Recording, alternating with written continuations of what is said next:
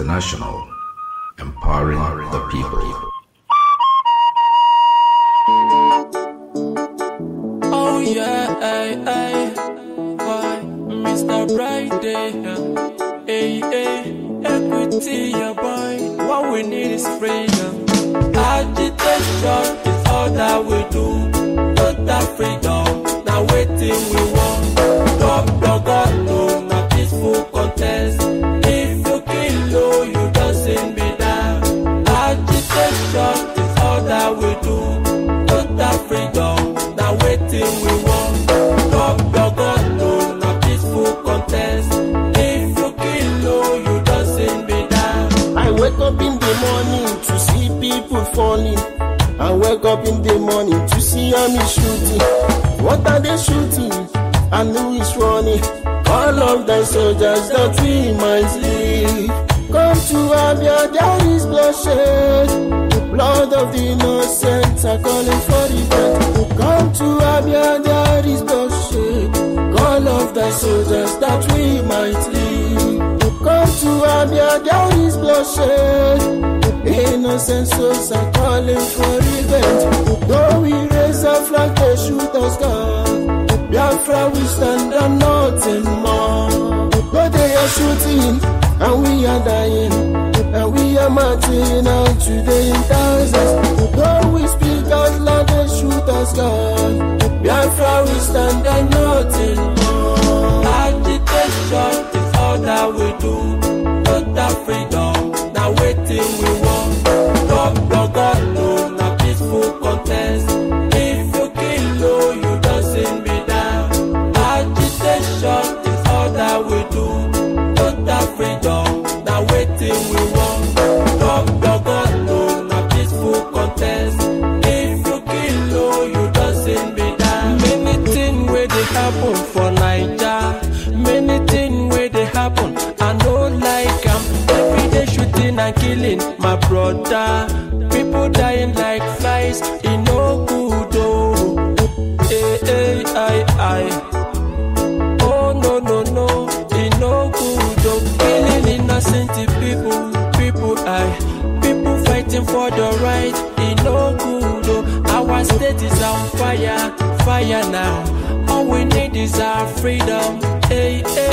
Baba God in the sky, I they call you. All the people of the east, I they hear you. Make we keep them on the move, we go make them. God helping us all, we go make them. Agitation is all that we do. Total freedom, now waiting we want. God, no, now peaceful contest. If you kill, you don't send me down. Agitation is all that we do. Total freedom, now waiting we want. God, no, now peaceful contest. If you kill, you don't send me down. Agitation is all that we do. Total freedom, now waiting we want. God, no, now peaceful contest. If you kill, you don't send me down.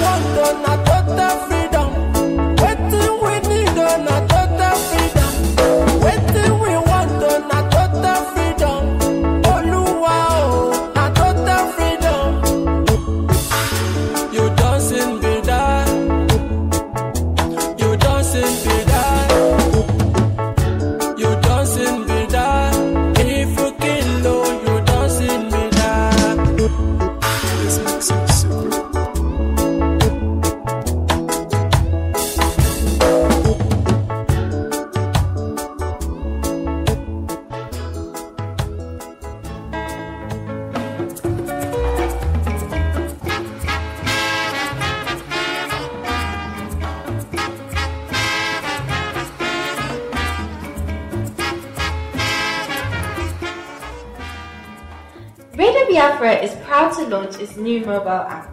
This app makes it easier for listeners to access live and repeat broadcasts at any given time. The app is available on Android and Apple stores and is free to install, so just search for Radio Biafra into all one word to get the app on your device. Radio Biafra International broadcasts are always anchored on well-researched information and not based on personalities, frivolities, and foul languages. The main objective of Radio Biafra International is to empower Biafrans and give them knowledge through professionally delivered information, education, and enlightenment towards the ultimate goal of restoration of the nation of Biafra. So don't forget, Radio Biafra into all one word. And join us during our podcasts and you'll be glad you did.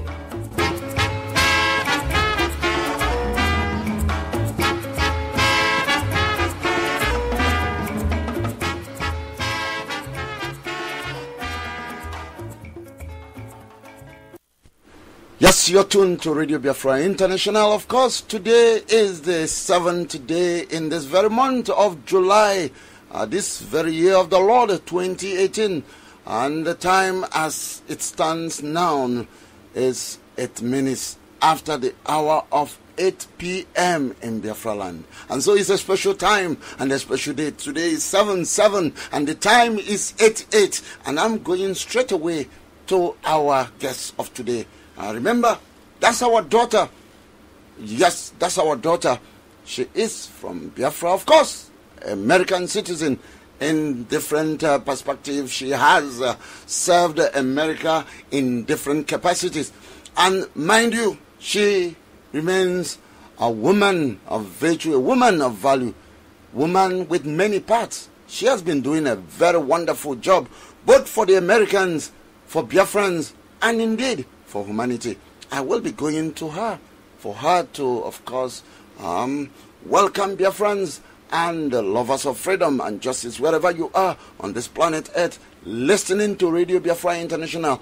This is what we do in order to add to world peace and world prosperity. Of course, we've come good. We've come to make sure humanity is improved. And so, I will be moving straight to our dear sister. Her name remains ex-captain. Yes, ex-captain I.J Onuigbo. You're welcome, Captain I.J Onuigbo. You're now on to Radio Biafra International, so you're highly welcome. We are very glad having you today. Go ahead, my dear sister. Thank you very much. I am honored to be here. Thanks for inviting me. And greetings to all my people listening. I hope everyone is doing good today. And I pray and hope that everything we will talk about today would meet you all well. You will see reasons and sense in what we're talking about in support of the freedom of our people. That's why we're here, nothing else. You know, every one of us, no matter what, no matter how angry we are or passive about situations, I know that we all love ourselves. I know that we love our nation, Biafra. However we show it, what we need is just to be able to come together and put it in a way that will help us to get where we want to be instead of holding us back. So welcome. Thank you. Thank you very much. Thank you, my dear sister. And we are well honored for accepting to come and indeed honoring your acceptance. And so I want to quickly go onto the meat of today's event. We are talking about Biafra, we are talking about liberty, we're talking about freedom. As we speak, Biafrans somehow is at crossroad. There's a whole lot of narrative out there with respect to Biafra existence. People, some have the belief that Biafra is just in the imagination of those who are actually struggling to restore Biafra. And for some other ones, they believe that Biafra will exist in that contraption we call Nigeria. And every other one, of course, they're entitled to their opinion. You cannot take it away from them. You can only listen to them, some reasonable, some not too reasonable, some very, very unreasonable. Some will come in different name and shape. They will tell you even that they are actually in the process or in the struggle to restore Biafra. But indeed, all is not what they are telling you to be. And I want to say, or start with a quote from a man called Thomas Henry Huxley. And he said, and I quote, "A man's worst difficulties begin when he is able to do as he likes." I'll go over it again. A man's worst difficulties begin when he is able to do as he likes. That is speaking to freedom. And I want to ask you, what is your own perspective with freedom? I do know where you are staying. United States of America is a land of freedom, a land of liberty. Give us your own, your own vision, particularly what informed you coming to do what you're doing. My dear sister, go ahead. Freedom is the ultimate. Freedom is the best gift of life, the ability to be able to do what you want and live how you desire, and have every human and civil right that is a right to every human being. Have that available to you and not be encroached on by any other one. And where I live, the United States of America is, the greatest nation as I see it, a true home of freedom. And I experience such freedom in everything, and the same freedom I want my people to experience. And that's one of the reasons that I came to this struggle, knowing what's going on in Nigeria, and especially at such a time as I came onto the struggle. I have always known that Nigeria is not working, and something has to be done about it. And I'm like, in this 21st century, our people cannot be continued to be enslaved just without sense and reason. So in 2014, when Buhari was what do you call it? Elected?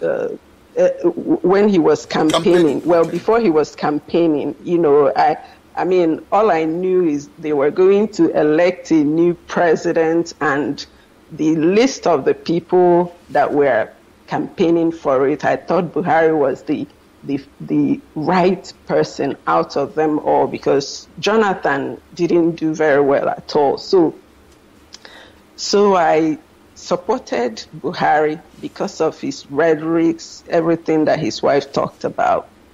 And then when he got elected, things changed, and I was very disappointed. And at that point, I, started hearing about the man called Nnamdi Kanu, what's, the IPOB movement and everything. And actually was at the point where he got arrested. And I asked questions and then found out a little bit, and I knew that was going to cause a problem. The reason I'm trying to talk about this is because I've been getting also a lot of questions from people asking me, why is it that you were supporting Biafra and now you're talking about restructuring, And please, let me just say, I'm not saying that restructure is the best or it's not good at all. I wrote an open letter to Buhari asking for the release of Nnamdi Kanu because I knew it was going to cause a lot of problem, if he didn't do so. And we know what happened. He didn't hear anybody, and, that war continued. And in the letter that I wrote, I said that I was not for or against Biafra. I had never actually been very interested in the cause to that extent. All I want is what my people want, because I don't live there. I live in a free country, and I'm grateful to God. But every time I hear our people cry and complain, I want to do something that would help them have a better life. All I wanted was what our people want. If they want Biafra, then that's what I want. If they want restructuring, that's what I want. So now I said that I'm going to do everything I can, working with all the freedom fighters to bring that freedom and justice to our people. And it's in the process of doing this that I have seen that there's a lot of things that our people are not doing right, and that we need to focus on first. Restructure. The reason I talk about restructure is because the total disintegration that we want through referendum. I have learned, I'm not an expert in Nigerian constitution, but I've learned from learned people, constitutional lawyers, that there is no provision for referendum in Nigeria constitution. And as much as we don't want to hear that as Biafrans, because I think it drives Biafrans crazy when they hear we can't have referendum because it's not in the Nigeria constitution. But Nigeria is, unfortunately, a sovereign country, a country recognized by other countries. So, whether we like it or not, the laws that are in their constitution is what has to be followed, even though they are wrong. And that's why we call it fraudulent. So because referendum there's no provision for referendum in that constitution. I have also learned that there are loopholes that can allow restructure. So what should we do? Should we keep complaining and crying that we want referendum when no one is listening to us? Or should we work on what we can get hold of, which is restructure? I'm a very positive and progressive and realistic person. I would rather go for what I can get. Like I always say, a journey of 1,000 miles starts with one step. So if we can get restructure, at that point, we can then look forward to getting something else if we choose at that time. I think that what we need as a people is autonomy, freedom to develop ourselves, to build infrastructure, to allow us a good life, like simply having power supply. Every time people talk about there is no light, can you imagine? And then you see the roads. So, and then I have suggested many times that our people start actually building our region. We are very hardworking people, and we have a lot of affluential people that can invest in, for example, dredging our waters, building seaports, and starting international trade, with other countries. But what do I hear?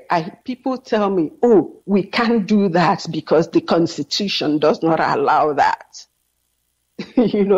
So therefore we have to, work towards rewriting this Constitution. And that's what restructure would allow us to rewrite the Constitution and put the things that make sense, because the Constitution was not written by the people. The people's opinion was not sought in writing the Constitution. So, but in the effort to break it down, now that some Biafra freedom or freedom seeking organizations in our Southeast and South are looking to do is the only legal thing that we have going right now. The alternative is, going to war, because Nigeria will not give you referendum because it's not in their constitution. I operate by common sense. So, if somebody is telling you don't listen to restructure, this and that, ask them, so what is the alternative? And the only alternative is war. Are you ready to go to war? And that's why I tell our people that restructure is the cheapest and most peaceful route to getting freedom. And what are the advantages of restructure? The number one is the freedom that we seek, which is also known as autonomy. Autonomy. All the regions, Biafra, Arewa, Duduwa, they would have control of their region and the control of their resources. So, and also the way I see it, with the things that I have discovered going on within our people, the Biafrans, we are having a lot of discord, and I am beginning to feel that getting Biafra right now may end up just like Sudanese issues, because we're after getting the Biafra, we will end up fighting among each other, and it will bring much more hardship among us, So autonomy would give us the opportunity to practice freedom, practice ruling ourselves, while, we are still joined with a weak thread with the other regions in Nigeria. And that's fine. We're going to have autonomy allows us to operate like we are on our own, and we're only aligning in certain ways with other regions in Nigeria. It would be like international relations, so to say. Another advantage of this restructure is also, because I don't think we are selfish people. No matter how angry we are, we don't want to abandon our neighbors, no matter what they have done to us. Because if, like people always say that the Hausa will never give you restructure, whatever. And that's because they fear that their money and resources comes from Biafra. So, they are never going to let that go. But, restructuring will provide some sort of continued help, or continued sharing of some sort to sustain Arewa and Oduduwa economically. For example, our people have properties, real estate, businesses in these regions. So our people, through restructure, our people can still be where they are, contributing to those economies of Oduduwa, and, so that we don't pull out completely for them to fall. We don't want them to fall. We want our neighbors to still prosper, because, a rich man that all his or her, or a rich person that his neighbors are poor is a very wicked person. And that rich person will deserve every bad thing that the neighbors bring upon them. So we don't want the Arewa and the Oduduwa to fall because we want Biafra. We still want them to. And also, our people that don't want to uproot their lives from these places, they can also live where they are in peace. What we want is to now start building our region while the other regions are sustained in their economic strength.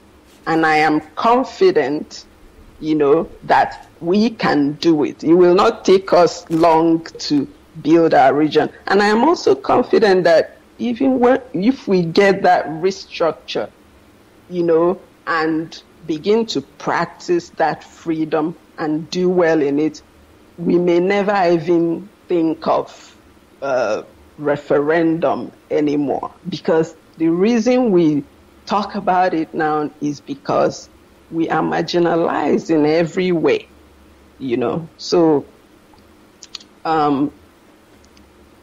so that's the answer to the question I've gotten from so many people about why I was supporting Biafra referendum of freedom, and now I'm supporting restructure. I support both, but I think realistically, because of what I've seen going on among our people, for us to do better, even a child, has to crawl first before they can stand up and before they can walk and then start running. Our people have to do this.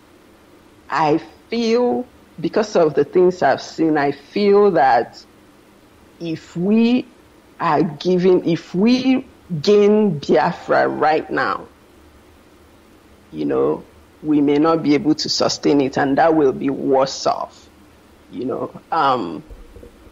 So that's that. Yeah. Okay. Let me chime in here, because I heard a lot of things from you. Yes, you are entitled to your opinion. That's what we believe. We will be opening, we'll be opening the calls for the public to ask one or two questions. I hope we have your permission, and yes. Because we are very transparent here, we are open. Yes, so many Biafrans will tell you, yes, restructure is good, but the question is, who are we going to do this restructuring with? More so when it's on record. When it's on record that restructure is not a thing of today. It started long time. In fact, the first restructure or restructuring of that country took place sometime, between 1966 when they went to Aburi, Ghana. And indeed, that did not yield anything. And so there is an issue with trust. There is an issue with the people you're talking about this restructuring with. So will they respect their own words? Will they come clean to discuss? Because it's all about round table discussion, to agree to do whatever that will turn out to be. Because let's not lose sight of what's going on. The Constitution was not written by, quote unquote, the people they call Nigerian today. The Constitution actually was written by the army, and the army belongs to, of course, the North. If you go Google as we speak, the Nigerian Army insignia, you will be shocked to see down their insignia the language of Boko Haram. I hope I know you may have not done that. Go and check it. It tells you that the army belongs to the Islamic group. It belongs to the North. They are not joking about it. There's a whole lot of symbols that if you check it out, it speaks volume. Each of them.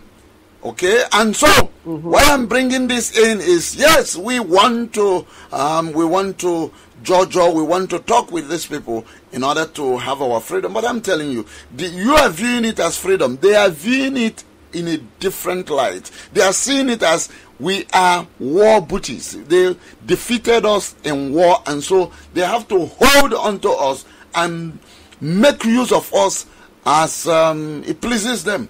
So you coming from that perspective to come and say, hey, give me my freedom. I want you to understand exactly the mindset of these people we need to speak with and do this freedom. And of course, I'm not alone.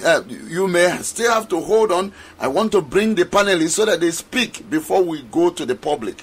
I know you are a public person. You like to, like to take your questions from anywhere. So we are going to go to the panelists. I just gave you those panelists. I am coming to you right away. I know you are there, Chidinma Ono, as well as Chike Okolobo, and then the last not the least, Mazi Uche.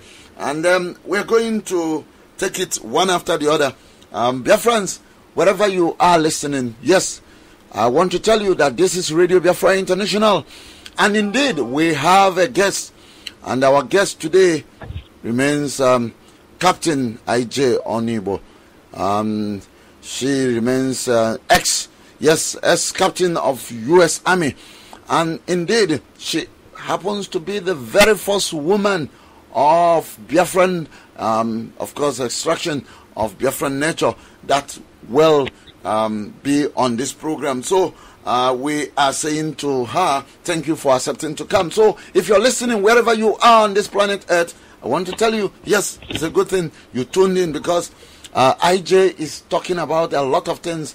She has gone to so many places. I want to tell you, she has been to Iraq. You know what I'm telling you here, she has been to war front. Yes, get the message very clearly. And so she is talking from experience. She's not talking from fictions or whatever. She's talking from experience, and she's saying we need to understand that we need to talk with these people. We need to keep open mind, open heart. We don't need to, but again, I'm saying we need to look at our background. We need to find out where we're coming from in order to determine our destination, where we're going to. So let me go quickly to the panelists where we have, let me take it from Chidinma, because she's a woman. Chidinma, I hope you well understand my position here. This is the first woman Biafran to be on this program, and Chidinma is equally the first woman to be on the panelists and to be part of this radio. And so I want to put it this way, face to face. So Chidinma, I want you to take the first shot. Chidinma, what's your question to our dear sister, Captain I.J Onuigbo? Go ahead, Chidinma. Good evening, my sister, Captain I.J. My name is Chidinma, and my question goes this way. I heard you a few minutes ago talking about restructuring and following it up in that angle, because there is nothing like referendum in Nigerian constitution. So the question is, are we living the self-determination we're seeking in order to pursue the what's it called again, the restructuring, or are we if they decide to restructure the land or the country or whatever, and after the restructuring of the country, how are we going to live, or how are we going to take over our own sovereignty? Because a restructured place, to me, I believe everything will be in place the way it's supposed to be. So is it that we are now preaching to remain in Nigeria as one Nigeria, or are we still in the same struggle of leaving that contraption in order to be on our own? Because I believe at this age and at this time that we are grown old enough to be on our own. Thank you. Thank you, Chidinma, for the question. I appreciate that. Let me first of all, let me say that we are not leaving the self-determination pursuit for restructure.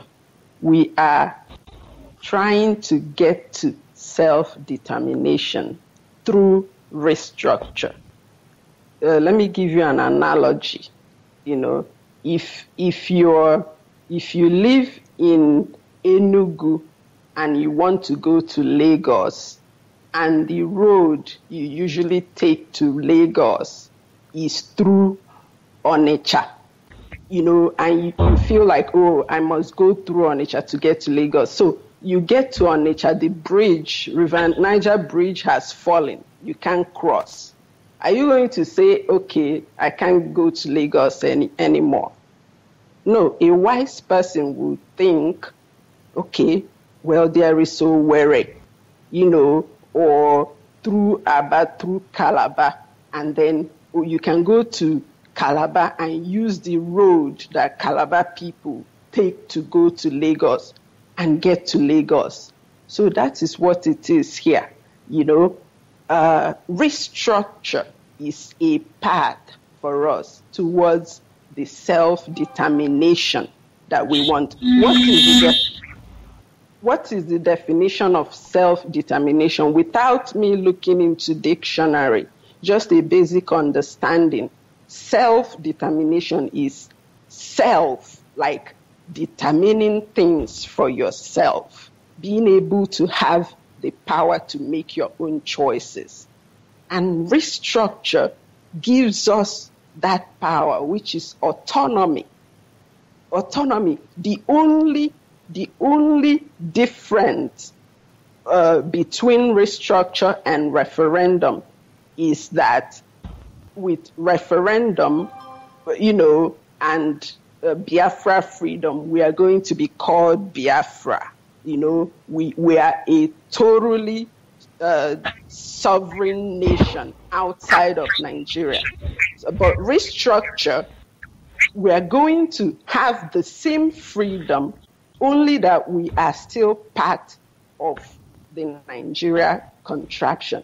But in spite of that, we are going to have everything that Biafra will give us. We will have self-determination because we will be in control of our resources, and we will use our resources to build the infrastructure that will give our people a basic self and a respectful life. I mean, I can speak more on it, or, if you have more questions to clarify my point, you let me know. Okay, my sister, from your analysis that you gave just a few minutes ago, you stated that on your way going to Lagos and you pass through Onitsha, and the Onitsha Bridge is not good. But on this particular issue, all we have is only Onitsha Bridge.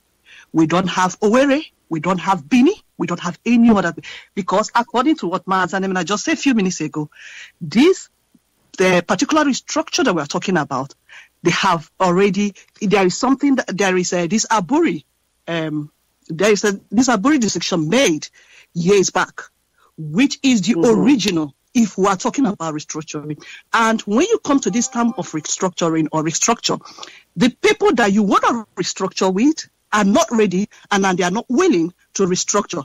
Are you going to enforce that Enugu road or enforce the Bini road on them when the owners of the land refuse to release the road for you? So are you going to fly through, Or are you going to make up your own state where you are in that Onitsha bridge and find another means by cutting off and creating your own freedom in order to pass? Because as far as we are concerned in this contraption, there is no Enugu road, because now you are trying to make us believe there is other means, which we know that the people we are dealing with are not willing, neither are they ready to give you that chance. Okay, good question. As far as the Aburi Accord situation goes, my answer to that is, yes, it happened. Aburi Accord, I believe it was freshly done right around, I'm not a good student of history, was it before or after the war? It was right after we got independence from Britain. So things were still fresh. And I'm not saying that Hausa Fulani people are not still the same way, but I do not think that it's right to just assume that they will not agree to restructure. We need to, just like Thomas Edison, he tried, experimented like 1,000 times before he got the light bulb to work. So Aburi Accord was there, yes, but maybe Aburi Accord, I don't know if we can say let's go to Aburi Accord. I'm going to leave that to lawyers to, analyze or talk about. But, I'm going to say that it is not the reason, it's not a good enough reason for us to say, oh, let's not try again. But if you say let's not try again, what other alternative do you have? The only other alternative is war. If you say, oh, Hausa people are not going to listen to us, they are not going to want restructure. Let's get there first now. Let them tell us before we can now say they won't.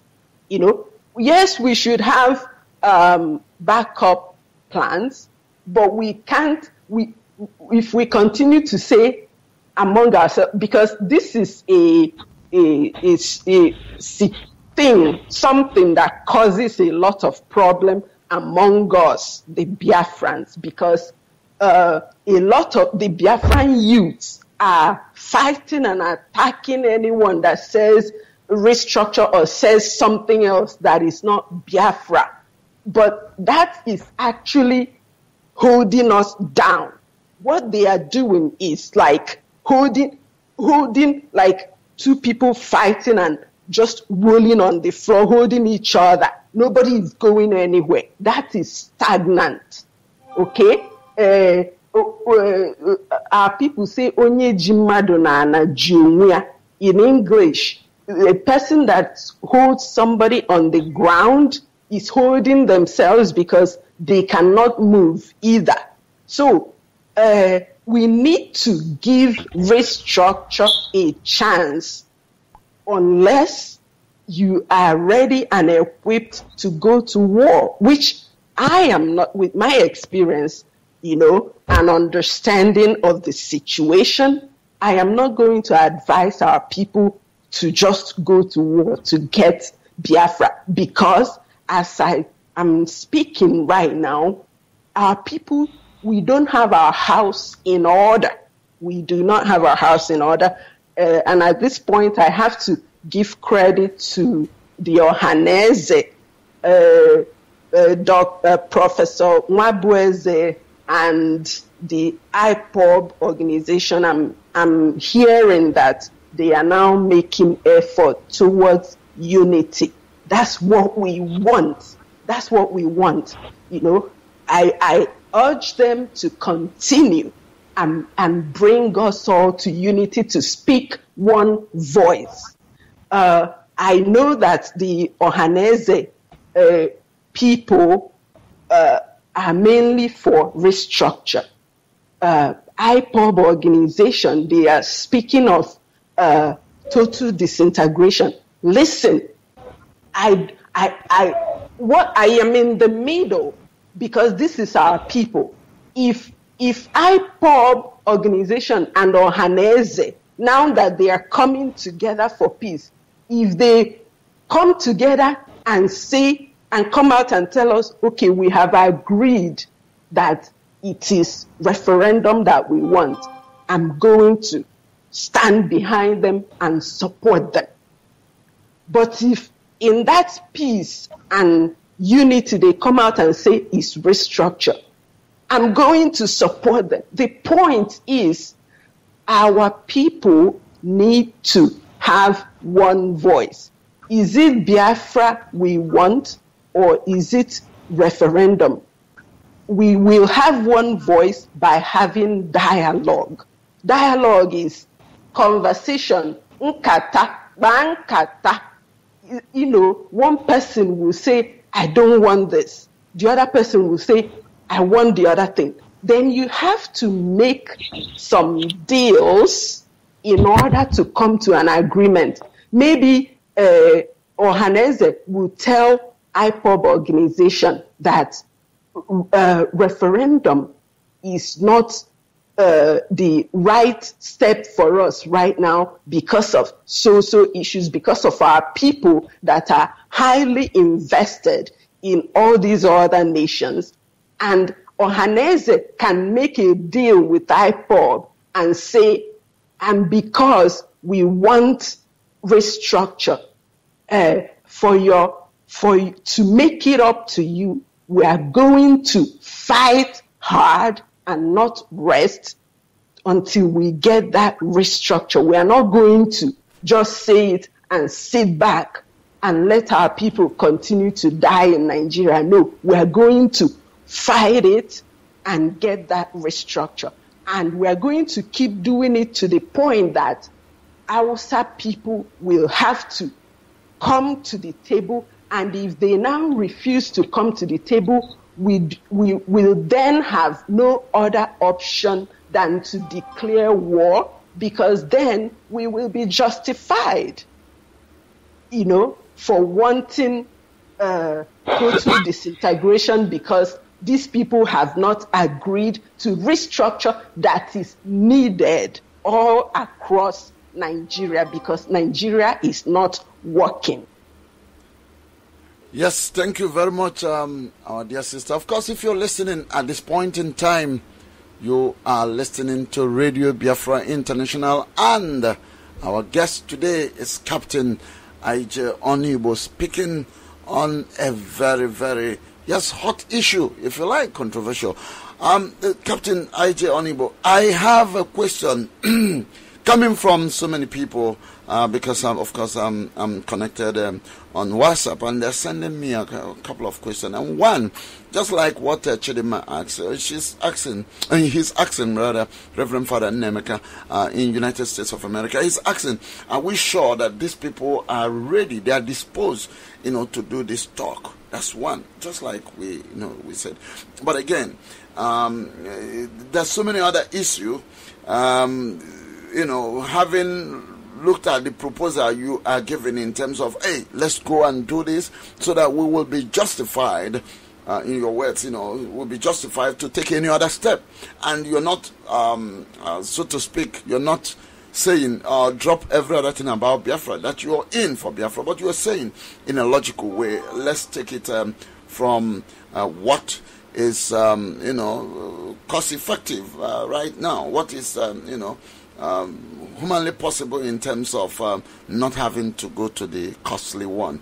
And so we are going to go to other panelists to ask you their question, but I want you to have this at the back of your mind that people are asking, are these people ready to grant regional autonomy?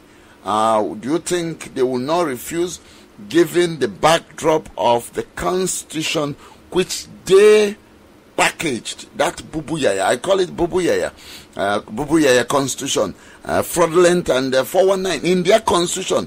If you check the criminal code, 419 means obtaining something by trick, And if you apply it in this circumstance, you will see that the Constitution is just that. It's a 419 Constitution. It's a fraudulent one. It's not a Constitution by the people, for the people. And so, the fear people are nursing remains, that idea of, you sure these people are going to come clean? Because it takes two to tango. It takes two to make a pair. And if we look at what we're talking here, what we're discussing, is something that cannot be reached by Biafrans alone. You have other parties that must surely come to the table. So you have that at the back of your mind. Let me go quickly to our brother Uche. Uche, go ahead with your question. And she will take that question along with what the note I just raised here. Uche, go ahead. Hello, good evening. My name is Uche. Captain I.J, I want to thank you for agreeing to come to Radio Biafra International. Thank you. Speaking to our people and making great suggestions and making it possible for a lot of people to listen to your voice throughout the world. I know that you are one of our you are one of our best quality Biafran women. And we are so proud of you.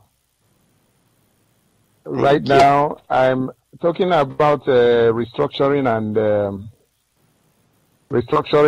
and Biafra. I want to say that the reason for the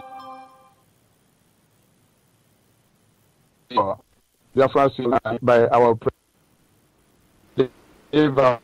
about 3 decades since then, every effort made to restructure or going back to regional autonomy, was frustrated by the oppressors. Every effort, down to 2014 national conference, conducted by President Jonathan, was thrown into wastebasket. It was thrown into wastebasket till date. The President of the Republic of Nigeria has no business with restructuring or change of that constitution, which is a fraudulent constitution. And let us not forget, it's a constitution written by a few individuals, and the constitution lied against we, Biafrans, and against even the people of Nigeria. It's a lie. It's a liar. The constitution lied in its own by saying we, the people of Nigeria. There was no time the people of Nigeria wrote the constitution. So everything favors the oppressors. If you look at the Senate, they have, I think, about 57 senators, from the north. Then you can imagine what happens to the rest senators that come from southern Nigeria. When you come to the Senate floor, and you bring in the issue of restructuring or any bill talking about development of southeastern Nigeria, they have thrown all those things away. They thrown them away. So what are we going to do? They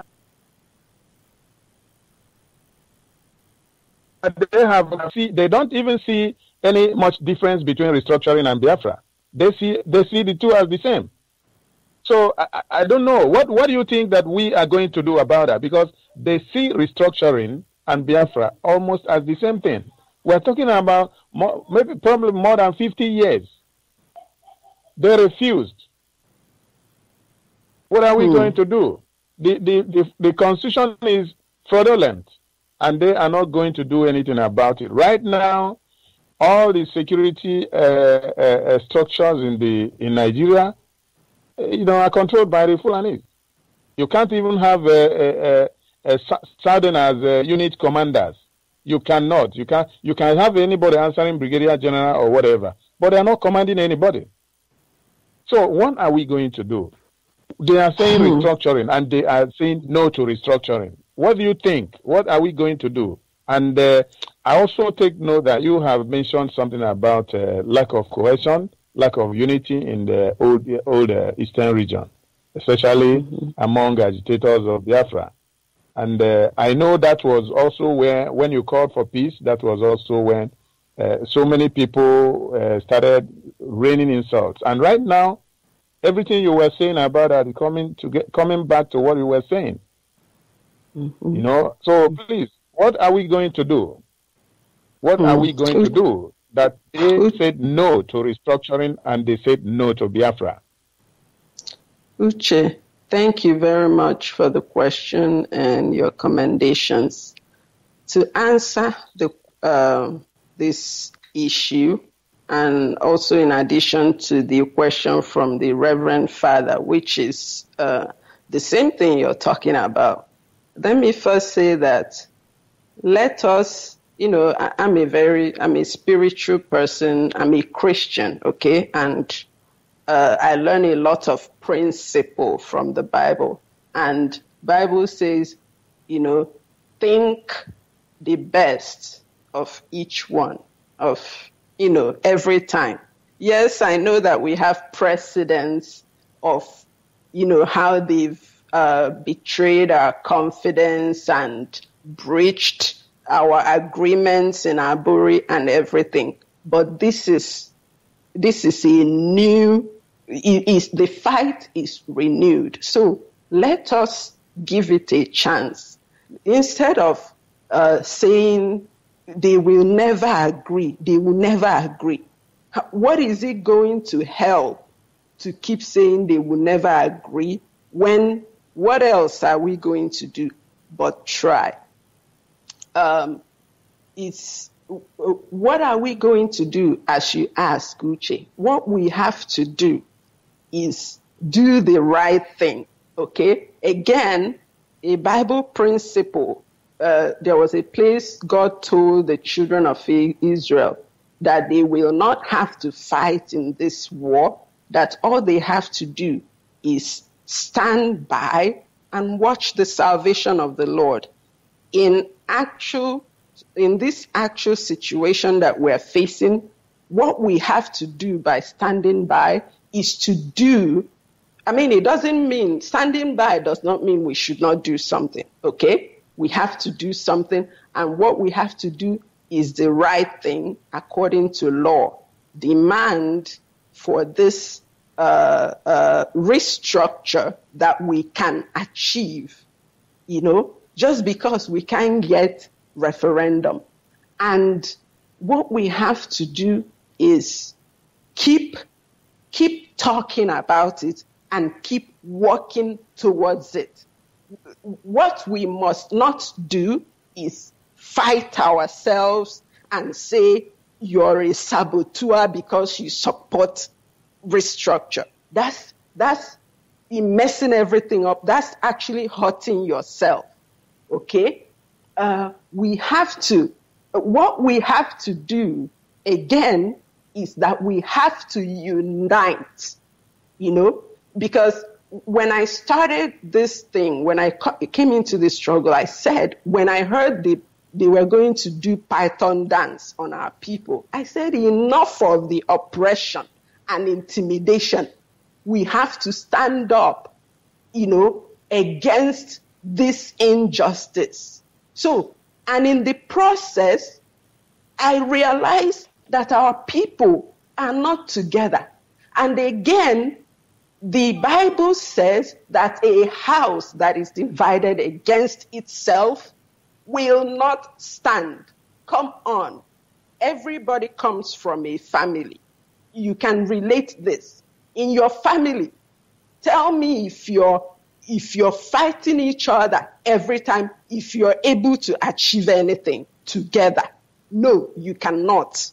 So the basic step is for the Biafrans to unite. Listen, I think that God might be far from us just because of our disunity, okay? And if I have to say it, I will not be surprised that God allowed the white man to colonize us because we were always fighting each other.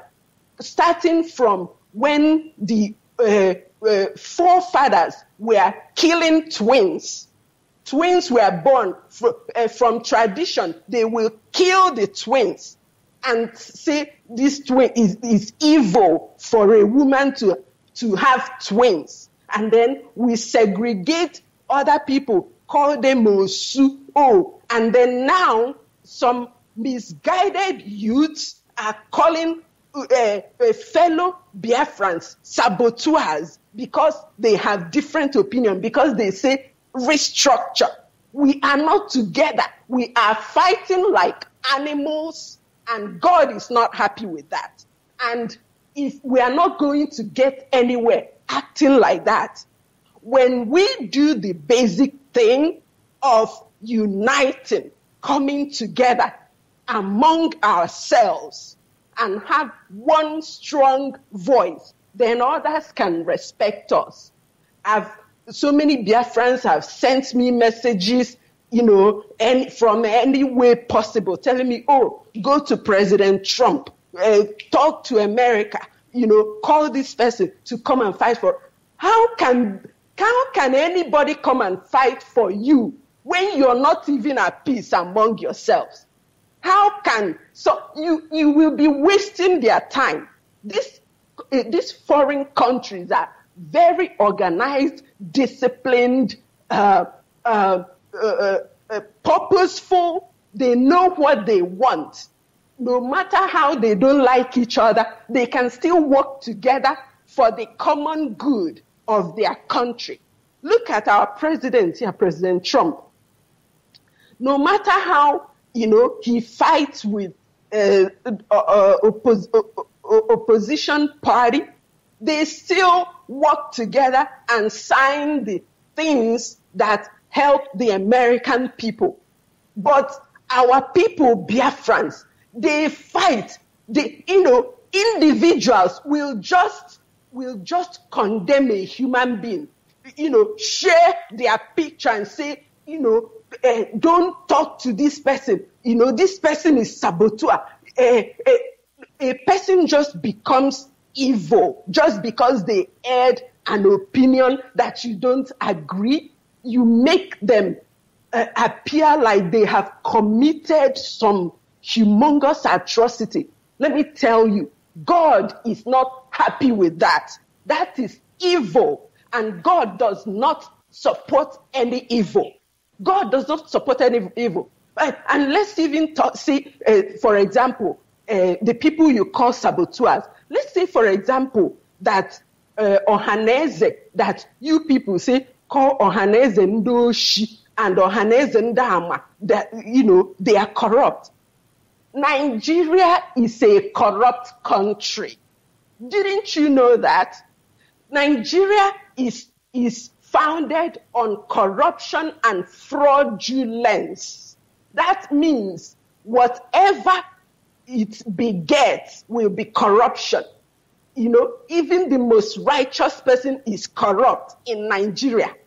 Ohaneze, if they are corrupt because of Nigeria. You cannot deal in anything that is honest in Nigeria because the system itself, the constitution, the leaders, they are corrupt. So Ohaneze, they are just living the life that they see.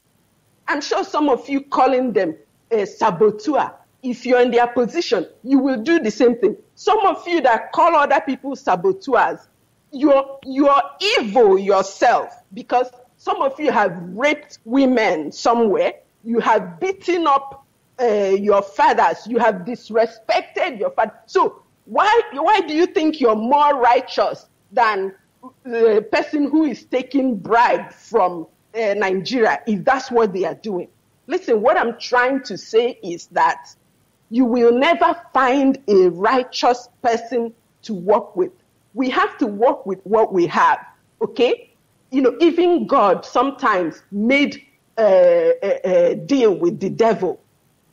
Satan said to God, this your son Job, he's praising you because you're blessing him. Don't bless him now. Let's see if he will praise you. So God watched. God made deal with the devil. So if if we can put it that way, to watch. So if God can even also, if God can do that, let me bring it down to the current situation. I am not saying Ohaneze is corrupt, but if you say they are corrupt, then that means they are corrupt because of the system in Nigeria. We have to work with what we have. What we have to do is we have to unite. Nobody is righteous, not Ohaneze, not IPOB organization. Nobody is righteous. We have to come together in our sins and unite for the common good that we want. Okay? When we get that autonomy that we want, we will write a new role, a new constitution that everybody has to abide by.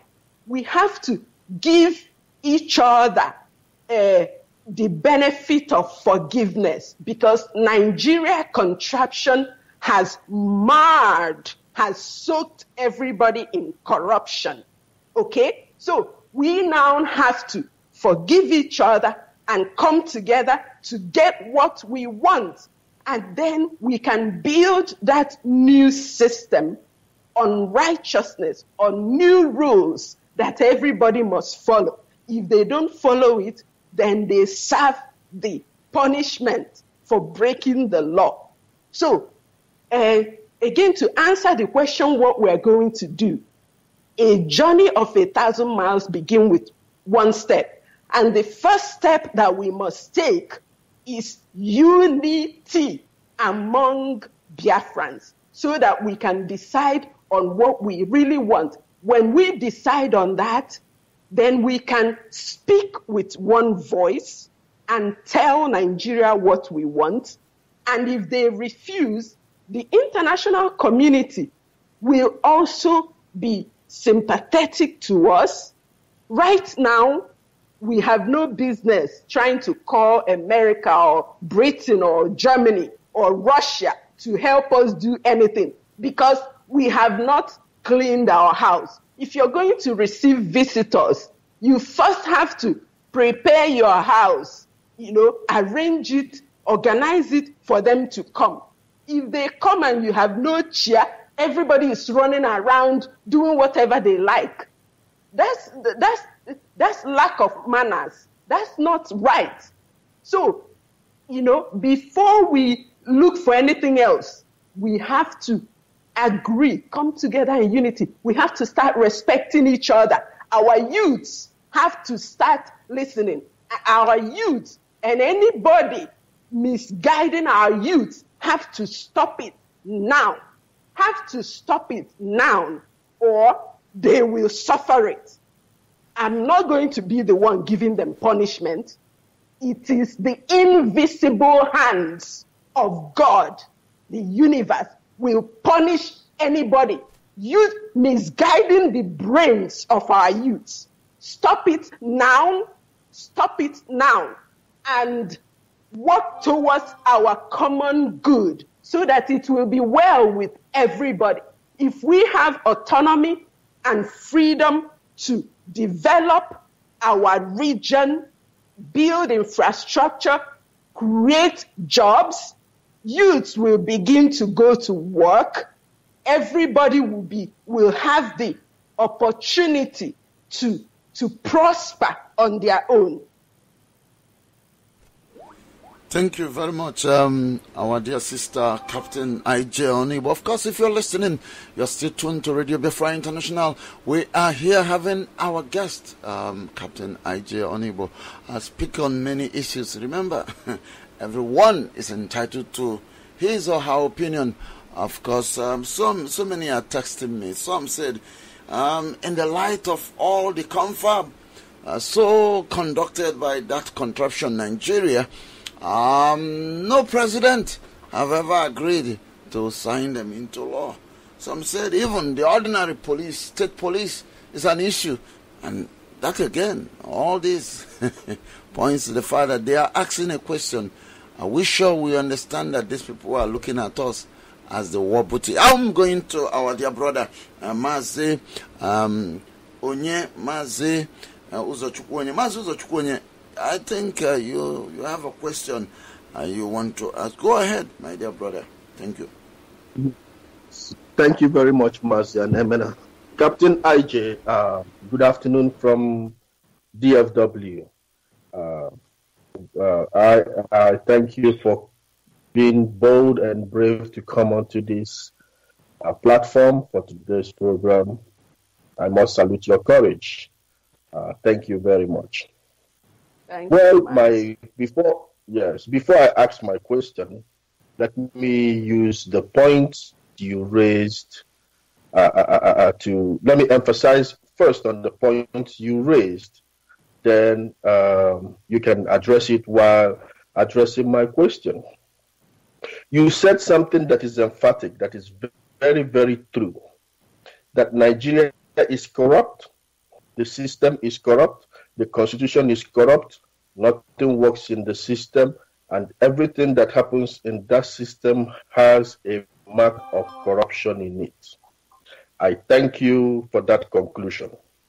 And I want to remind you that based on that analogy, that the so-called restructuring that Ohanaeze is promulgating is dead on arrival. That is a point, my clarification on that. Then, before I ask my question, let me raise a few points. I think my sister and some other people have touched on it a little bit. But let me come from a different angle. Let me quote something late General Odumegwu Ojukwu said.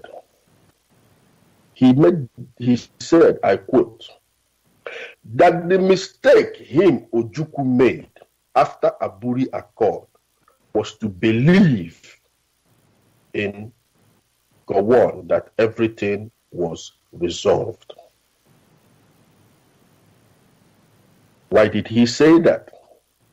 Because less than 48 hours after Aburi, the first time in the history of Black Africa that brothers came together in a round table without barrel of gun to discuss their problems. And the problems of Nigeria was discussed completely, including this so-called restructuring.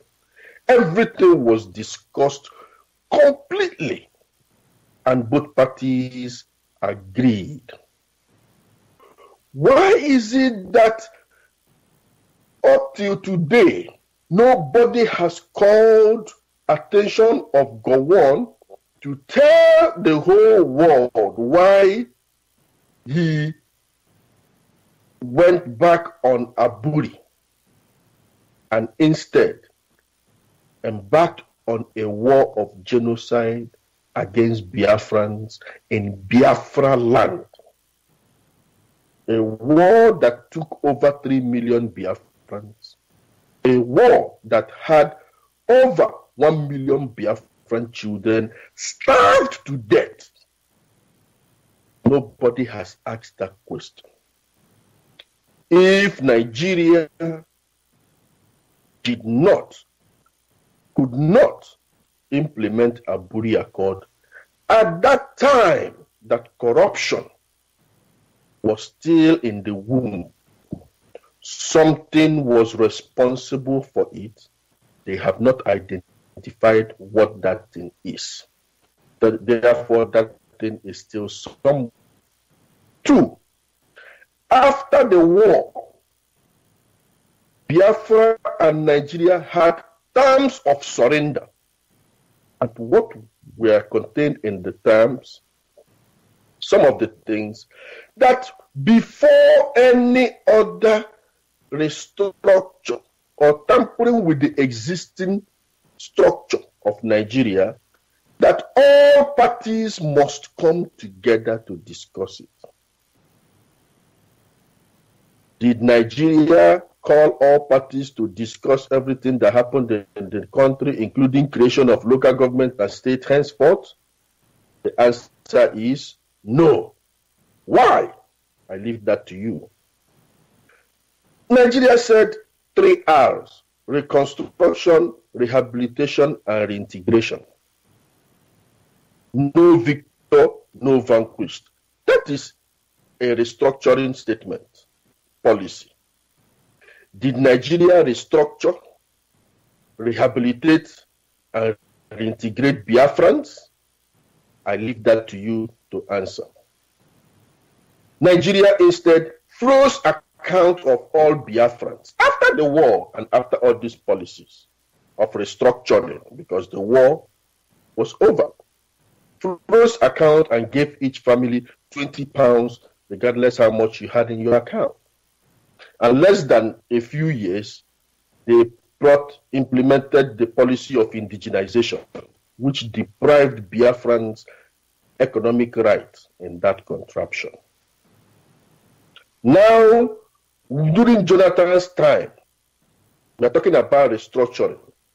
The problem with the black man and our people is because we do not document things as they happen, to give them a chronological documentation that people can refer to and make decisions. Jonathan wanted to call for national conference. If you were following events in Nigeria, Nadeko, Pronaco, and all of them, what we were calling for was for a sovereign national conference. The sovereign national conference, equivalent of restructuring that Ohaneze was talking about. Did government call for sovereign national conference? No, they took away the sovereign and called for a national conference. And what was contained in that conference? Jonathan, and because of the pressure, decided what was to be discussed in that national conference and said the issue of national question of Nigeria's unity was not included and is no-go area. What type of restructuring or national conference could that be? They went along and had the national conference, and resolutions were reached and everything was completed. Buhari took over power. What did he do? He threw it into the dustbin.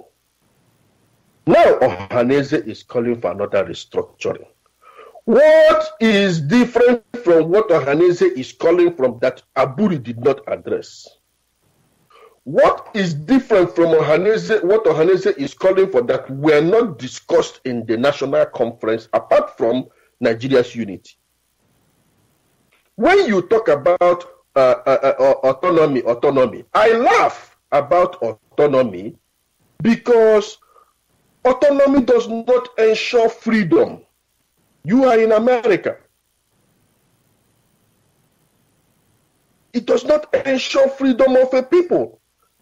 The mistake we make most times is we use this condition, both political and the indigenousness of the people in various places we are, to analyze issues back home.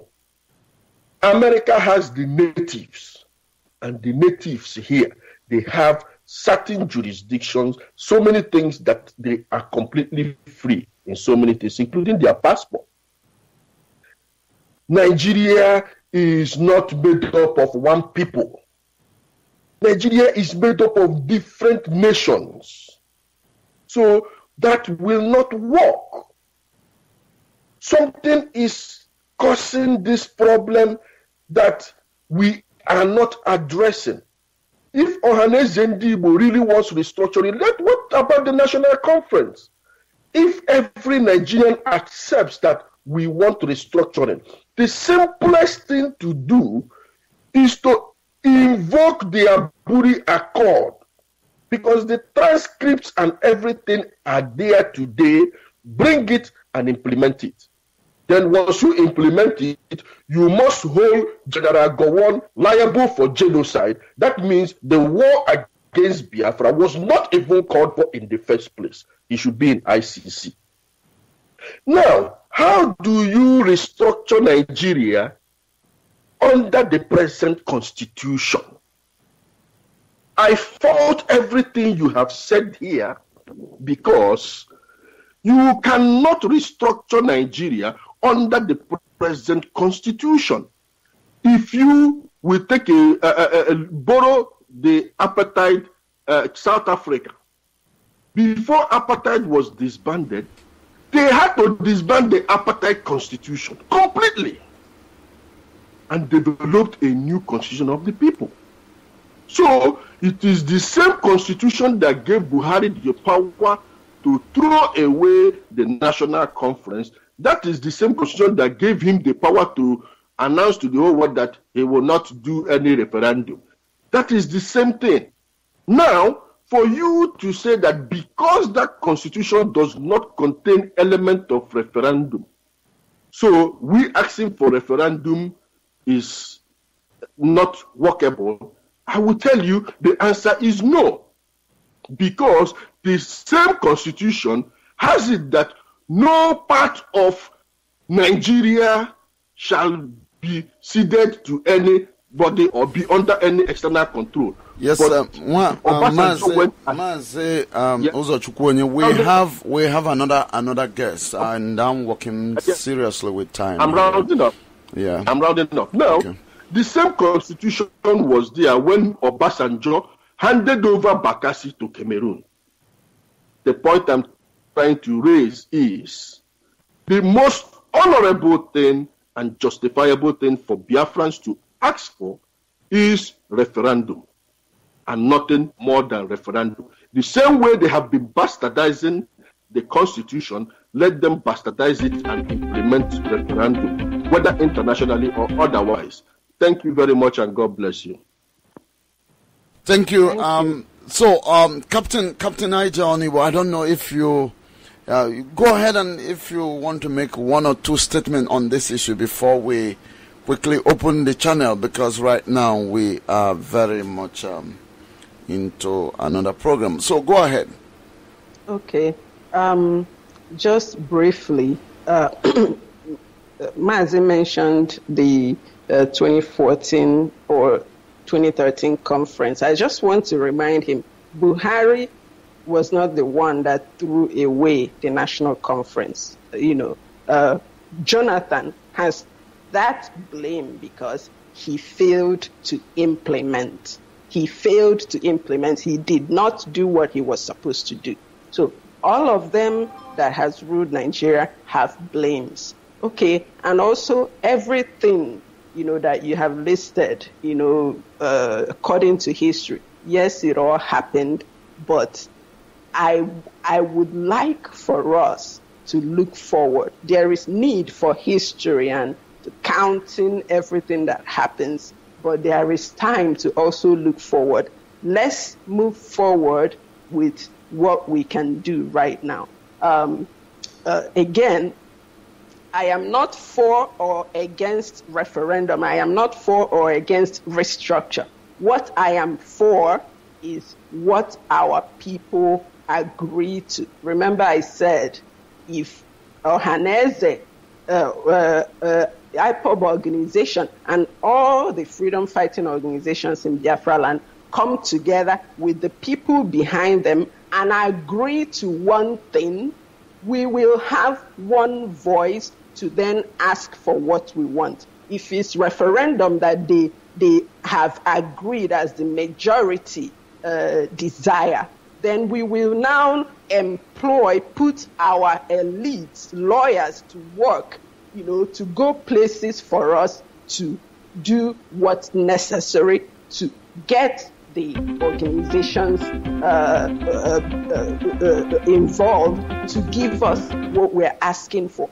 If it's restructure, we will also put them to work, our elites, our lawyers, all stakeholders, to work every day to get us what we want. And again, this is going to require everybody to work and ask questions. I have experienced that our people don't like asking questions of the leaders. No, it has to end. Our people will start asking questions, because if you don't ask questions, nothing happens. Everything you have complained about happened as a result of people fearing asking the leaders questions. So whatever we come to an agreement, we must first make peace and come to an agreement. And whatever we agree to, it is the responsibility of the people, the agitating people, the small citizens, individuals here and there, to stand up and ask the people that we are sending, okay, what did you do today? What did you find out? What did they say? Or what is scheduled to be done tomorrow? We have to ask them detailed questions to keep them accountable. If you don't keep them accountable, they will fail. We will continue to fail, and you can't blame them. You should also blame yourself. Let's look forward.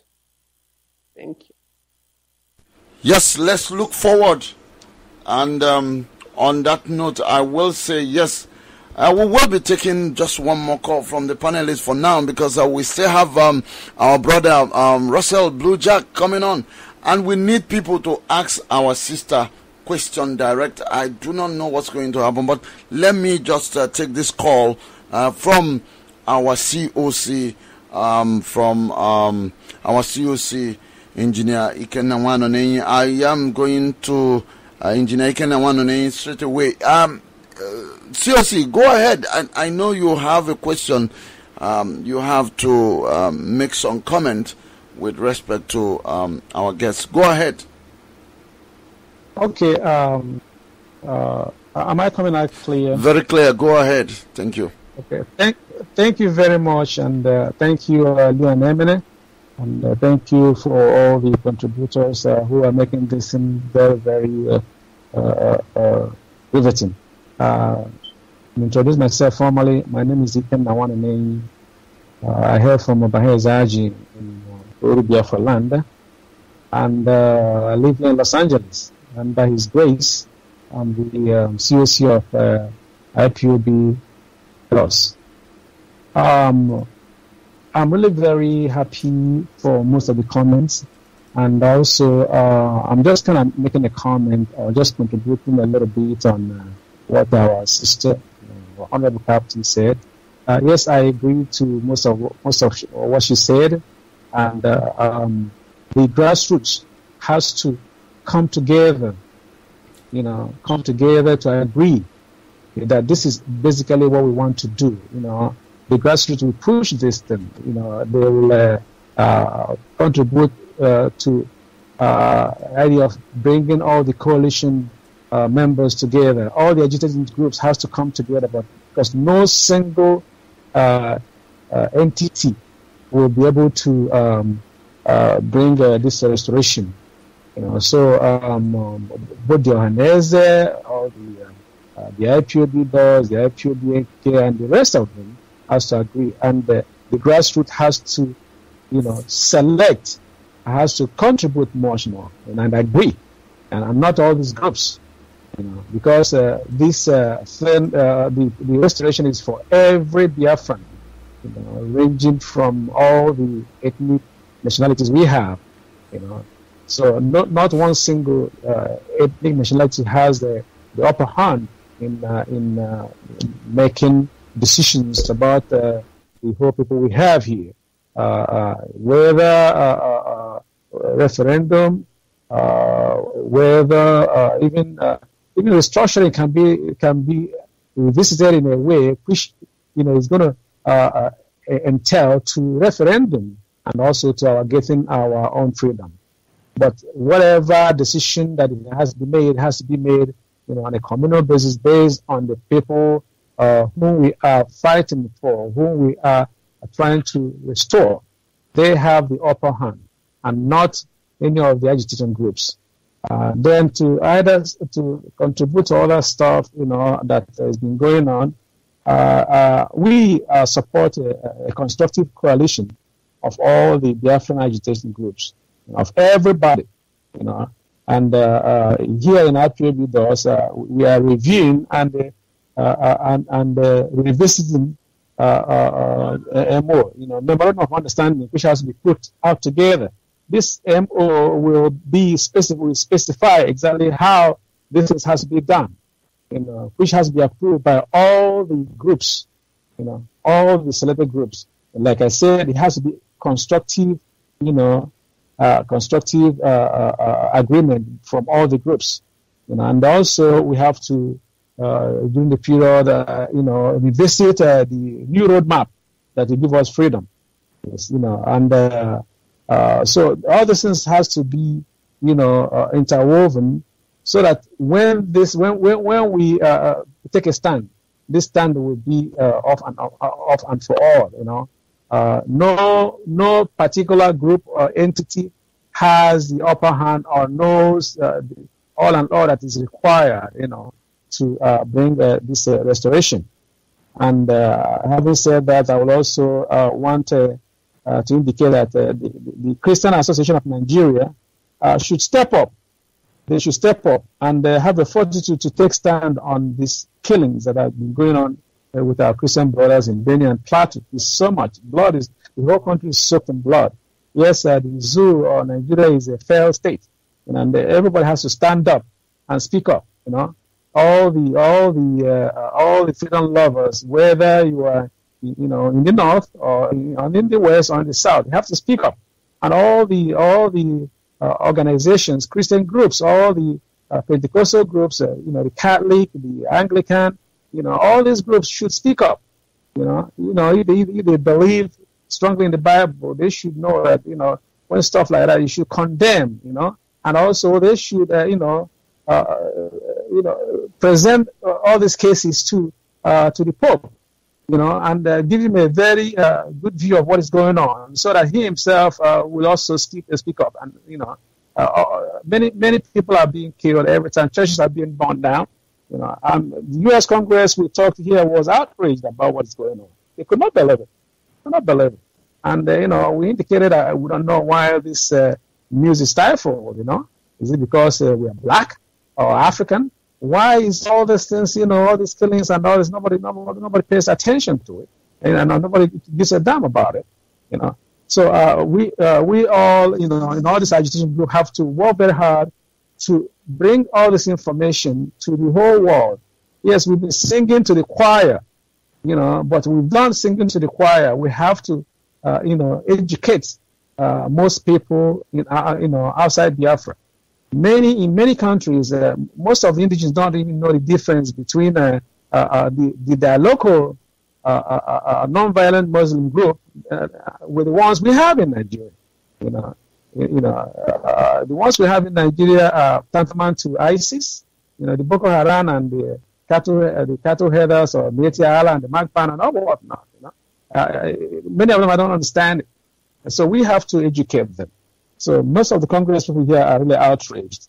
And also to indicate all that stuff, I will also urge our members, especially members of the IPOB-DoS, to also know that we have to be following the memorandum, following the bylaw which has been published. And this bylaw indicates that we have to have a bi-weekly meeting, because a lot of stuff are going on very, very fast. It's moving very fast. So they should meet, mandatory meeting of, every 2 weeks, and also we have to adhere by bylaw. And there will be no, in IPOB-DoS also, I want to indicate there will be no taking of oaths. There will be no taking of oaths in IPOB-DoS. You want to join us. Anybody who tells you to take an oath in IPOB-DoS, he's deceiving. He's not a part of us. No oath taken in IPOB-DoS. IPOB-DoS, yes, we are waxing strong, and sometimes we have some hiccups, which is basically the same thing in many freedom fighting groups. Yes, having all these off-road and things that are not very, very clear certain times, we kind of put them back and keep on going, because being humans, we make some mistakes and we correct them and move on. The main thing we are doing is to restore Biafra. That's number one. Every other thing is secondary. Radio is secondary, and everything, we want to get Biafra, which, no matter whichever means, that is very, very necessary. So we should not nitpicking on things that are not important. we should conduct ourselves, do exactly what we are supposed to do, especially in IPOB-DoS pay the bylaw. People who are supposed to do a coalition or do a coordination of members should continue doing that, and then leave the people who are, did some other jobs and stop encroaching in that process in our work. So we are getting things together. Yes, and sometimes we have some misunderstanding, but we keep on moving on. This is normal with human beings. So I'm thanking all the contributors, especially my dear sister, the Honorable Captain, and also the panelists, and also Mazi and Emin for all his good work. So this is the kind of one of me, and I'm here and standing by. If time once I might come back again. Thank you, my brother, and I appreciate it. God bless you. Thank you, our brother Ikenawanone. And Captain, I don't know if you have anything to say at this point, Captain IJ. Well, I thank you again, Dr. Anemena, for inviting me, and I thank you, the panelists. I thank you, Mazi Kenna. Thank you all so much, and let's continue the work. Yes, let's continue the work. Before you go, I want to bring one more panelist. It's just Chike Okolobo. He indicated he has a question. I just want to make that very quick. Chike, go ahead and do a very quick one. And let me see how much. Yeah. Thank you very much. Welcome to this Radio Biafra International, Captain IJ. I have a statement and I have a question for you. You see, we are not interested in your religion or faith or belief when it comes to freedom and restoration, because we were there before Christendom and religion came, and the Europeans came and made us and formed us to become one Nigeria. We were not consulted when we were forced into one Nigeria, so it is not a mandatory that we must consult them. I welcome your view of unity, but when we have 40% of Judas that will hang themselves in the same manner that Judas hung himself, because this generation of Biafrans will not take any other thing than complete independent state of Biafra. You can only dialogue and negotiate with those who are interested in it. Our land is occupied. You live in a free nation that will not tolerate any killing, that will not tolerate this amount of killing and nothing happened. 3,000 people were killed in 9/11, and they went up to Afghanistan and Iraq, where you also worked there to make sure that things like that don't take place again. And they welcomed what they acquired there as a bounty, which is their oil. Now, my question to you is, should we follow this in your Christian way, or should we follow to restore our nation in complete rejection of anything that has to involve continuation of taking of our lives? 20,000 people have died already in the Buhari regime. If you don't know that today. People are being raped left, right, and center. Farmers are being destroyed. Farms are being destroyed. Starvation will jumpstart by October. When there's harvest time, you see there's no food to be harvested. I have a question for you, Captain. When was the last time you went to Nigeria? And what is our stand from your own point of view? Because you're an individual or group of people. Should we buy your stand, or should we have our own 3 options? Thank you very much. Thanks for the question. I don't think I said religion. I think I said my faith, belief. And I stand on the principles of my belief, Bible. But I've noticed that a lot of Biafrans don't like Christianity. That's fine. But, also in Biafra, for Biafra to be a civilized and a nation of freedom, there has to be religious freedom.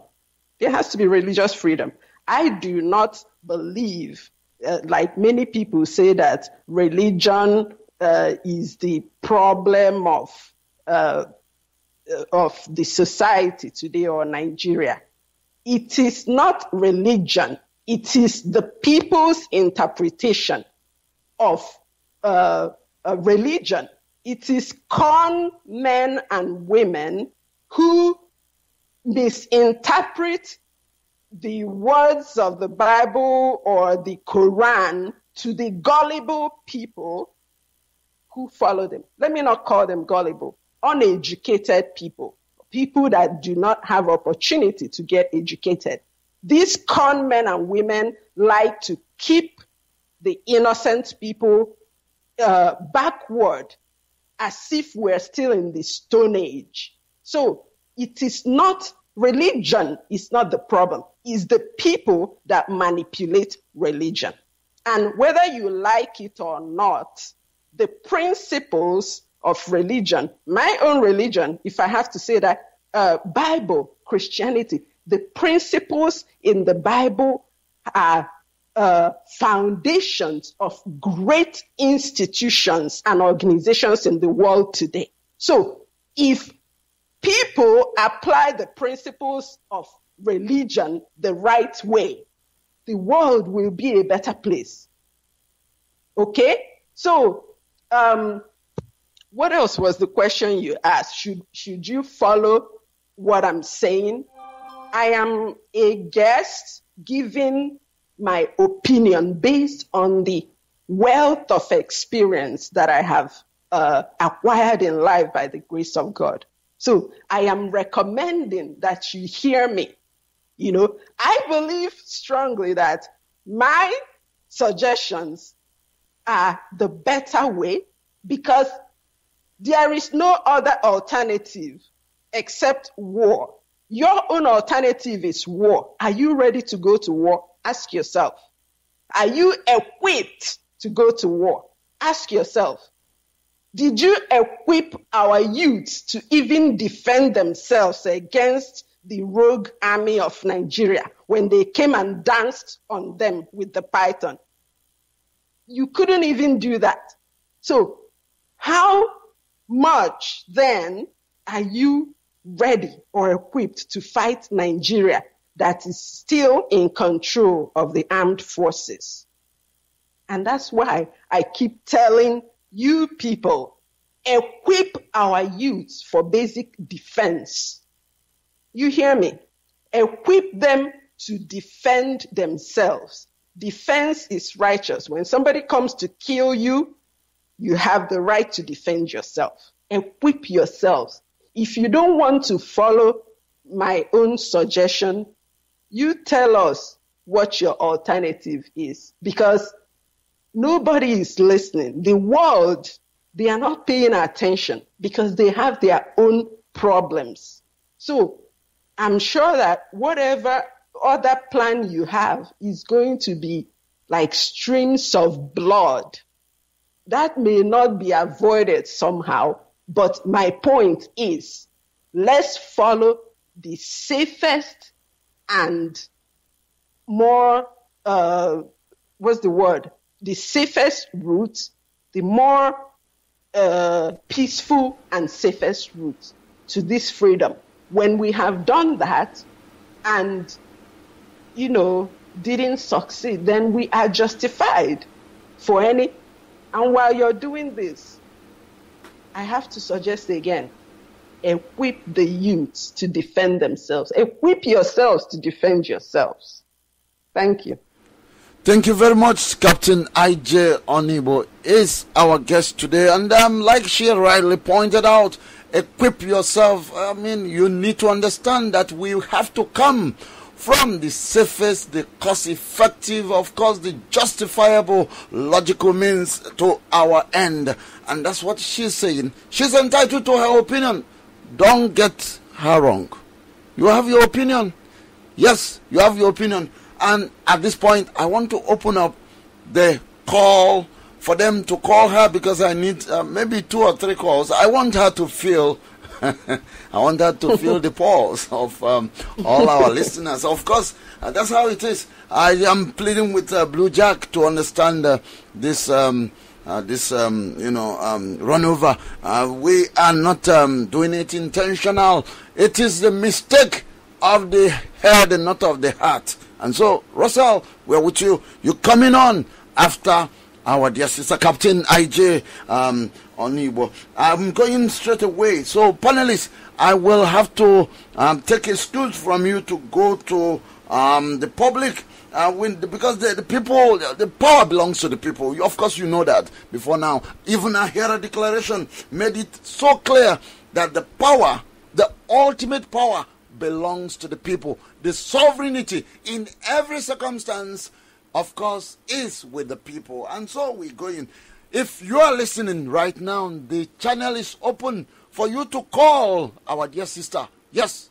For you to, they're already calling. I don't know what's going on here. Captain, you are already on the seat. I have a caller, 2973. You're on the channel. This is RBI, and we have Captain I.J Onuigbo on the seat. So go ahead with your question. I know you have a question. Your name and where you're calling from, please. Yeah. Good evening, Engineer Nemena. Good evening. This is Agu Gokar from London. And good evening to Captain Ajay. I want to thank you very much, Captain Ajay, for coming to Radio Biafra International. That shows to me that a Biafran woman is listening. Had it been all those Biafran women in the United Kingdom here, born here in United Kingdom, if they do what you do, I think we'll be closer to Biafra. Because if I start calling their names, the ones I know, you can see how connected Biafran people are, those that are born abroad. But sometimes I don't blame them when I look at them because that is how their parents was brought them up. I want to let you know, I'm not talking down on you. I love you for coming and thank you for your profession. I will be glad for you to train Biafran women in America how to fly jet. The experience you learn, I want you to teach Biafran women how to get the experience we learn. I want to bring Nigeria to end Nigeria. We want to dismantle it. I am on my 40s. We don't want to be with Fulani people again. I want you to follow this route we are following. That we say, the youth to say, we finish with Fulani people. Obasanjo destroy my business. I like Yoruba people. We can negotiate with them. We can negotiate with Hausa people. Fulani must go out of us. I don't want people coming to Radio Biafra and telling us to negotiate. Negotiate with who? Who are we negotiating with? Engineer, Mazi analyze everything the way it is. We go to our body, we discuss. After we concluded everything, we come back, they throw it in the bin. Today, Nigerian passports have no value. In every airport we travel to, as a businessman, do you know how much Biafrans are paying just to take a visa to go to common, sleazy, stupid China? Stupid China, in which they manufacture goods, in which we're supposed to be manufacturing in Biafra land. But because Fulani is controlling the system, we cannot even have electricity to manufacture, to help the world grow. What you people are saying, you are seeing a little thing about it. You see only the anger in us, but what we pass through, you don't see it.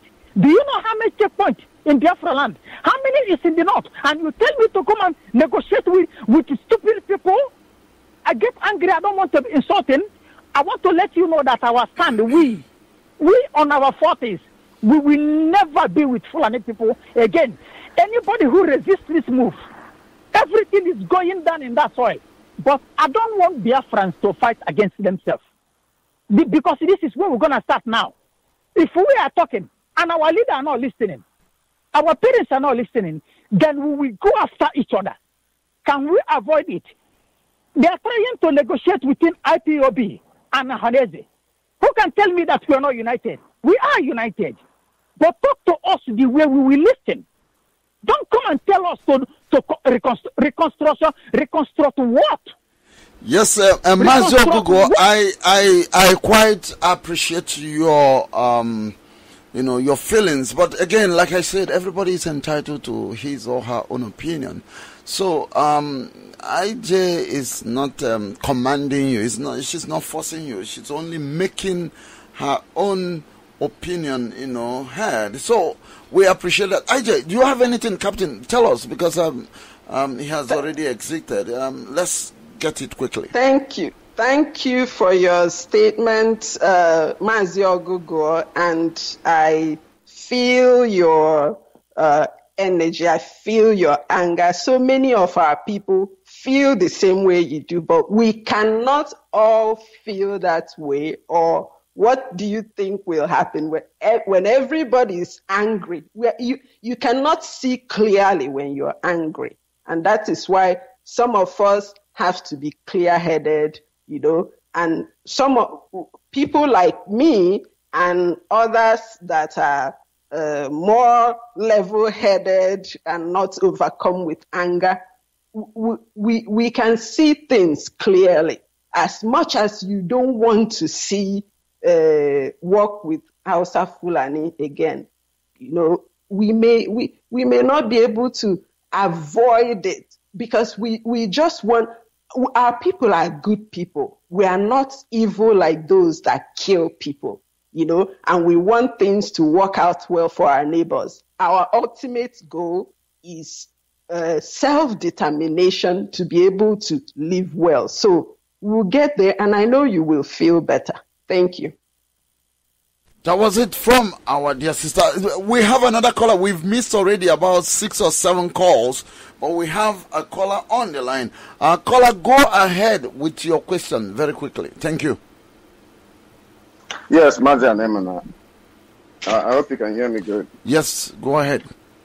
Yes, sir. This is Mazi Udo from Texas, Houston calling. Mazi, I thank you for everything you're doing, including the panelists. I want to as well thank our sister for coming on today. I have great respect for her. I've read a lot of her works, and I appreciate her for what she did and what she is still doing at the moment. Like you said, everybody is entitled to their opinion, and I appreciate her opinion.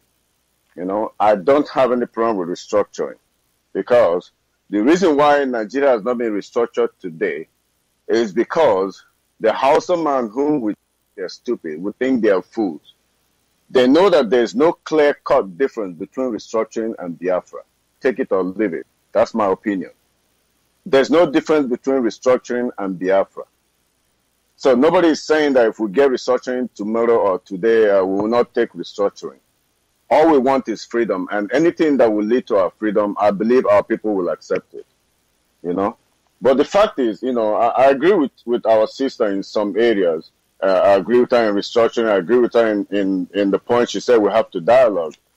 But people that don't want to dialogue with you, what are you going to do? You can only have peace with people that want to make peace with you.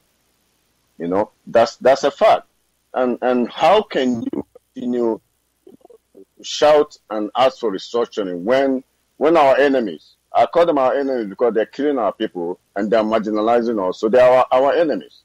The Fulanis and whoever that is working with them from wherever they are from in that contraction. When they continue to kill our people, how can we continue to ask for restructuring when they continue to marginalize us and continue to kill us, and subdue us into irrelevance, which is their goal. They want to make us to become irrelevant. They want to take over what does not belong to them. The North, I believe, from what I've heard, I've researched, the Northern Territory is like almost 70-80% of that contraction, and it's not enough for them. But they want my bedroom. They want my father's compound. They want your father's compound. They want everywhere to be theirs. That's what they want. And I disagree with that. They have sworn to kill us and never to restructure the country. They said it. We are here talking about restructuring, but they have told us that there's no restructuring. The president of Nigeria right now, the killer, the Buhari, has said there's no restructuring. The Northerners in the House of Assembly have said that there's no restructuring. How are you going to have restructuring when they have disagreed? They have told you, you and I, that they will never restructure Nigeria. They said it. Buhari threw the last conference into the dustbin. He said he has not read it and he will not read it. That's what Buhari said.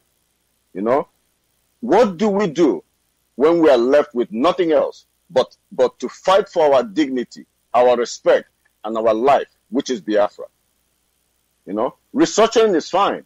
You know, but when you can't even get the barest minimum, which is restructuring, as we all say, restructuring. What is restructuring? Restructuring is true federalism. So they're saying who can define restructuring? There's no such thing as definition. It's already defined in the government book, and everybody that is educated knows what restructuring means, which is our true federalism, which we started with. You know, we'll be talking about restructuring since we've not talked about Biafra until 1966, I believe, 65, 66, and after the war came out. Nobody talked about Biafra because we didn't have any need or urgent need to talk about Biafra, but they pushed us into the corner. When you're pushed into the corner, when your back is against the wall, you have to fight to survive or you'll be trampled, you know? But like I said, when we can't even get the barest minimum, which is restructuring peacefully and legislatively, we're left with nothing. We're left with nothing else, my sister, nothing else but complete separation, which is Biafra. You know, we are not going to sit there until they kill all of us, and we're talking about restructuring that everybody has been talking about. Ohaneze, everybody has been saying restructuring. It's only IPOB that is talking about Biafra. Every other person is talking about restructuring, and maybe Biafra on the side. So it's not a new thing. You know, I appreciate you, my sister, and I love you so much, and I wish you would come back again and talk to us. But I want you to look at this thing from so many ramifications. I want you to look at it from inside, outside, and around the box, so you understand what we're saying. We did not wake up today to start to talk about Biafra. We did not. I did not wake up today and say, oh, I'm going to America, or I'm going to London, I'm moving to Germany. It's the situation at home that made our people to get up, pick up their bags, and leave their fatherland. And I know everybody that has done that regrets and wants to go back home, I included. You know? So, I mean, it's very hard to think that, it's not fair to think that we are asking for war. Nobody is asking for war. I don't want war. We don't. But the war has already been declared on our people. You know, so we are doing whatever it takes to free our people, because if we keep quiet, it will be too late and we'll be all gone. You know, however, you know, the people who are talking about to restructure with, they are not worried about, you know, what they are doing to us or what they have been doing to us. They don't care. Like you said, we should worry about our neighbors. You know, yes, we want everybody to prosper, but that's not our problem. We want to free ourselves first, secure ourselves first, and then we can talk to them. You know, we can talk to them. You know, they've been killing us since, and they're not worried that if you're married to somebody and you keep abusing that person, don't you think one day that person will pick up their bags and run away or fight you, or one person will be dead, or everybody will be dead? They should think about that. We're human beings. We do not experience the Biafran war, but it's like we have suffered it from birth. I personally, I mean, well, I wish I had experienced the war, but I didn't experience it, but I felt the Biafran consequences from birth, and I know what I'm saying. And I know you know what I'm saying, because you live in America. I don't think you want to live in America under good and sound condition. Everybody wants to be at home. You go on vacation, you travel wherever you want. So what we are asking is to be free. When somebody doesn't want to talk to you, I believe you have to make the tough decision. You know, like, I appreciate you saying we have to come together, and that's what we've been saying on this platform. We all have to come together, speak with one voice, or at least majority must come together so we can free ourselves. You know, let me not waste too much time. I know there are other people waiting. Thank you, Maz Enema, for giving me this opportunity. And welcome, my sister, once again. And please come back again. Thank you. Thank you very much. Thank you. Thank you, Maz Udo. Well, there's nothing else to add to what I said previously to Mazi, the other gentleman, because it's the same thing we've been talking about. Yes, these people have been very wicked to us, but the restructuring, you all keep saying Buhari says he doesn't want to look at, but we can't put all the blame on him on this one, because Jonathan didn't do anything about it. In fact, Jonathan was the one that said he didn't want any talk of referendum or so in that conference. So he has the blame. If he did what he was supposed to do, we wouldn't be here today. We won't be talking about this today. So so many people have failed. The people themselves, us, the citizens, have failed because we've never stood up to keep these leaders accountable. So they're having a field day doing whatever they want to do. Again, if you say you don't want restructuring, what is the alternative? Because the referendum there's no provision for that in the Constitution. Are you now going to go to war? Are you ready for that? Think about all those things, and consider what is easiest for us right now, what is more peaceful and safest route to achieve freedom without collateral damage. That's the important thing. And I think it's restructure. Restructure may not be clearly written in the Constitution, but I have been informed that there is a loophole to work it in. Organizations like LNC, have a whole blueprint rather, to get this done. That's why we have to come together, dialogue, so that we can be each other's support. We have so much talent and expertise among our people, but it is being misused. It is not powerful because we are not together. When we all come together, dialogue, and bring this expertise all together, we will be able to see results. So bottom line, again, the first things first, we need to unite as a people and have one voice. Our youths need to stop disgracing us and attacking their own people. We need to start loving each other because we are all sinners. We are all sinful. Everybody in Nigeria is corrupt. Let's shoot for the freedom that we want. When we get it, we create new rules that everybody must abide on. Because the rules that we have to work with right now is no rules. It's fraudulent. It's non-existent. So, again, Hausa people, let's stop saying they will not agree. We are not them. They may have been certain way in the past, but, let's do what we have to do until the ball is in their court, and we'll have to let them play. We can't play it for them. Let's do our part. Let's unite and come with one voice and ask for what we want, and let them now answer us. And thereafter, we will, take the next best step forward. But let's stop fighting among each other. Let's come together and support one another. That is the only way forward, the basic way forward, or we are wasting our time.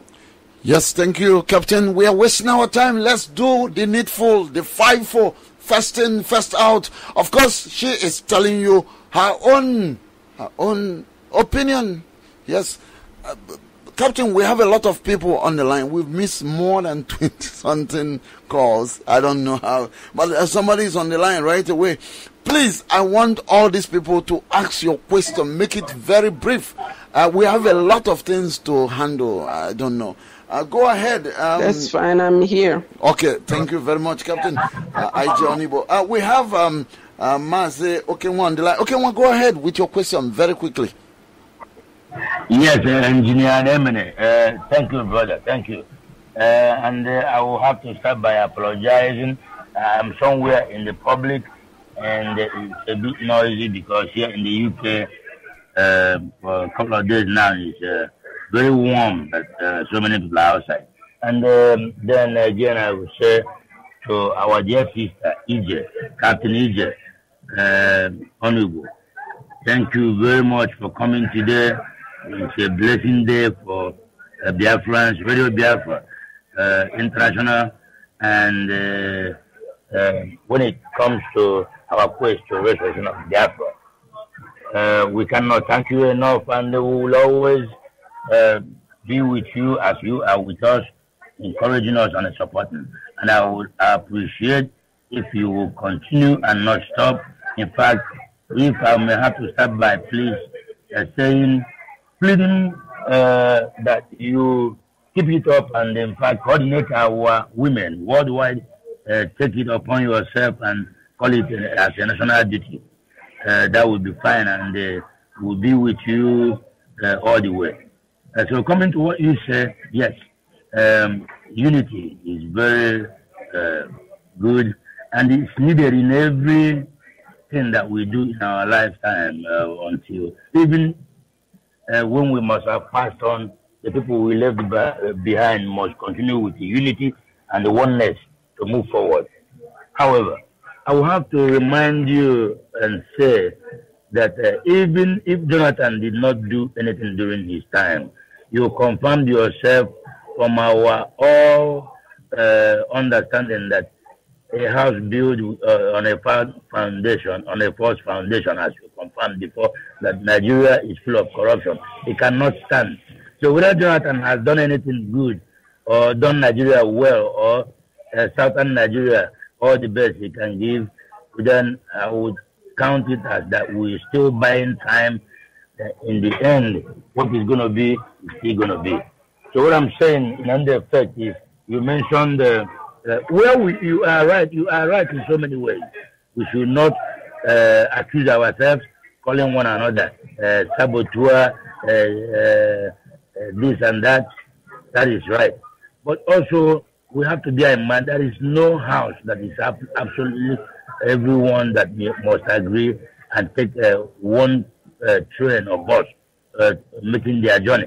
Some people, you will always have opposition, even people, children from the same parents. But also, one of the positive, what you make is, we should, in fact, I will rephrase it. We should equip ourselves, arm ourselves to defend ourselves. Not only the youth, everyone. But you should also understand that there can be no freedom and unity and equity when there is no justice.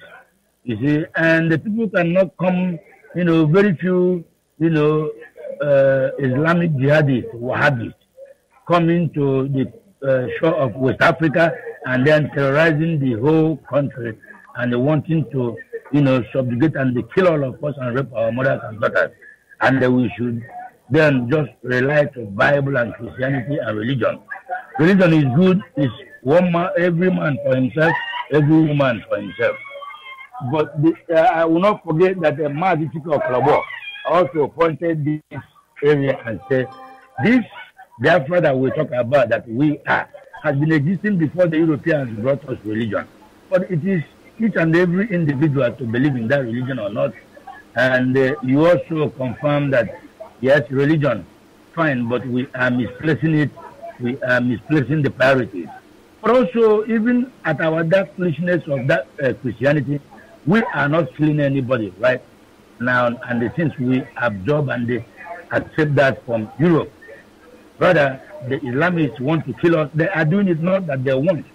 I also want to remind our women, our mothers, nieces, nephews, aunties, and daughters, that this Biafra and the freedom we are talking about, that the males may be killed, but our women are those who will suffer more. Why?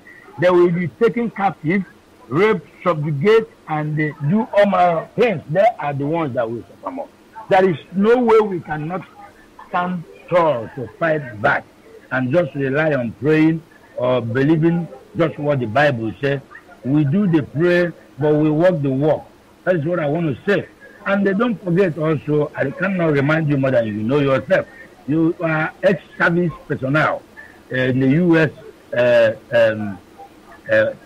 Military. Why? Because USA, yourself, and thousands of others, uncountable, are defending what the United States of America stands for: freedom and justice, equity and fairness. So why can't we then fight for our own and defend the same thing? Mazoye, make this clear, from Aburi back to that contraction called Nigeria. So there is no avenue, there is no leeway to come out of this in a chicken line. We must have to stand tall, bold, and if we have to die, many of us have died already. Let more die, but then the rest that we live, we should have their freedom. That is what it's all about. I don't want to say that probably because you are a sister, a mother, and a wife, that you are preaching peace. Peace is good, but that one person cannot be making peace when the issue is involved two or more people. Both parties must agree for peace to reign. When you are in your father's ancestral homeland and somebody comes from nowhere and they're killing you and your people, eating all your crops out with cows, and then so that you go hungry. The second version of what we suffered during the Nigerian Biafran war, being starved of food, will happen to us again. It is not applicable. We will not accept this.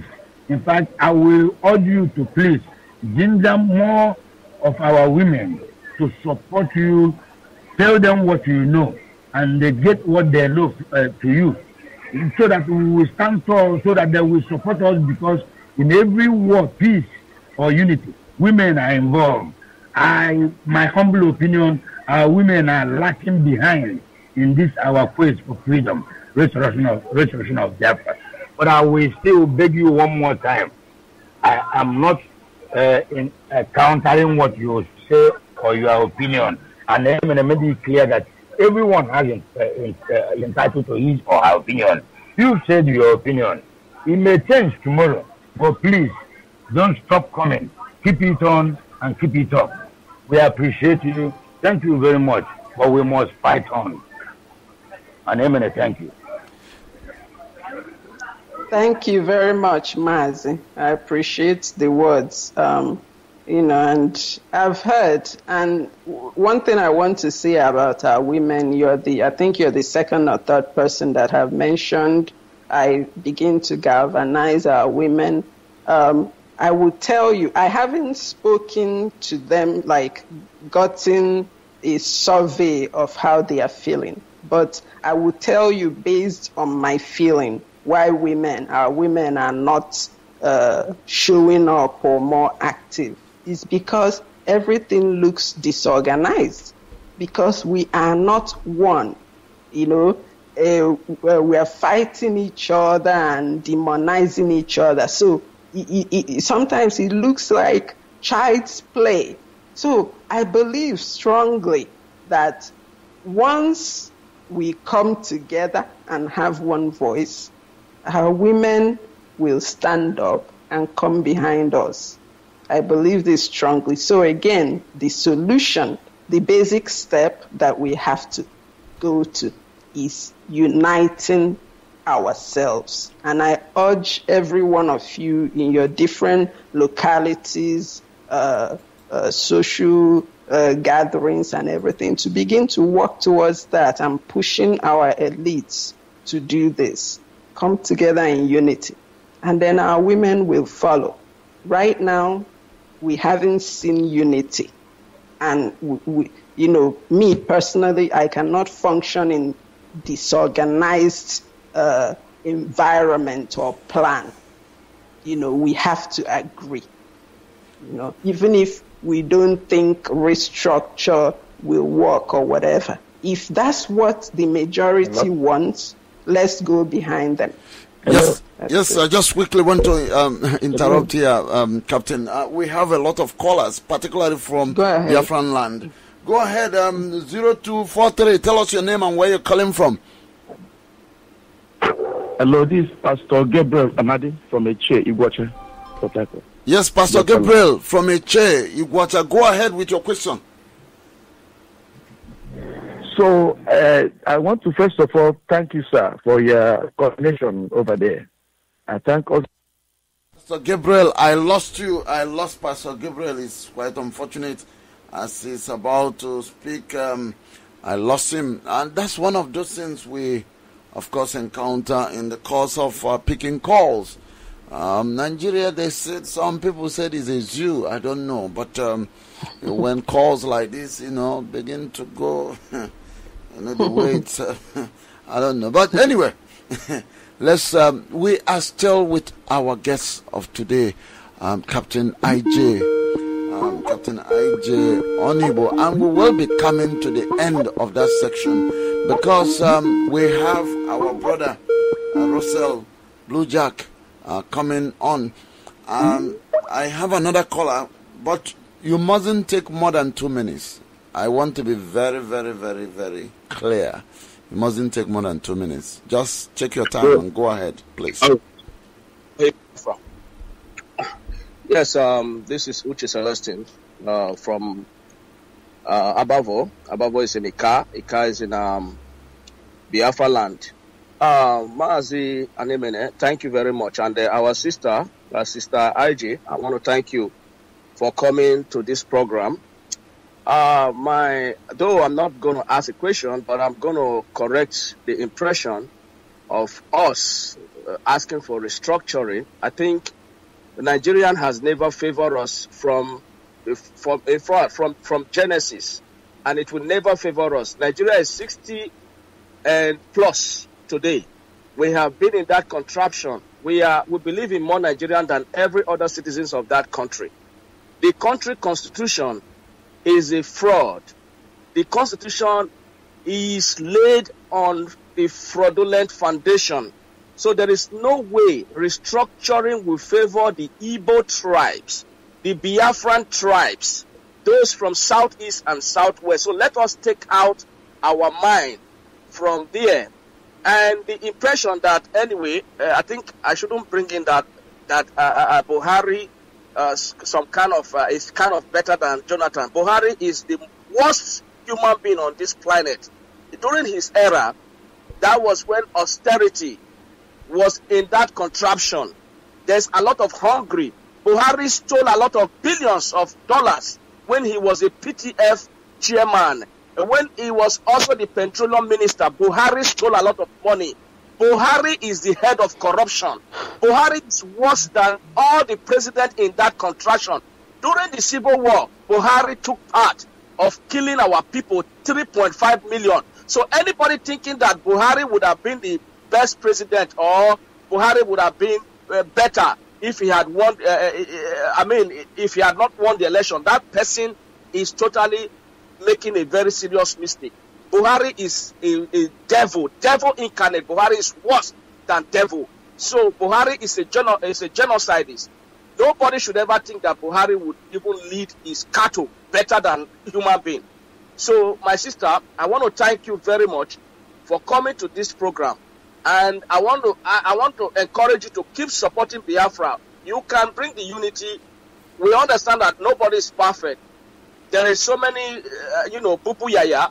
There is so many disunity. But right now, our own job is to try to bring everybody together, unite the house, unite women, bring women into this struggle and bring everybody into this struggle. Because if we are actually waiting for this struggle for us to keep our heads together before we will now start to play our role, it will be very, very, disastrous. We don't have to wait. We have to bring the unity to our people. So I want to thank you very much for coming to this program. I want to keep you doing what you do, the good work you're doing. But that impression of saying if the people ask for restructuring, we should go. I don't believe that restructure will favor us anymore, my sister. Let us get our Biafra, and Biafra, we shall live in peace. Amen. Peace. Thank you very much. Thank God you. Bless you. Yeah, God bless you. Thank you. Thank you. Yeah, so Captain, do you have any response so that we can begin to wind? My response when I said Buhari was the better option in the tickets of people contesting for presidency, I still believe that because Jonathan was the one that people were hating at the time.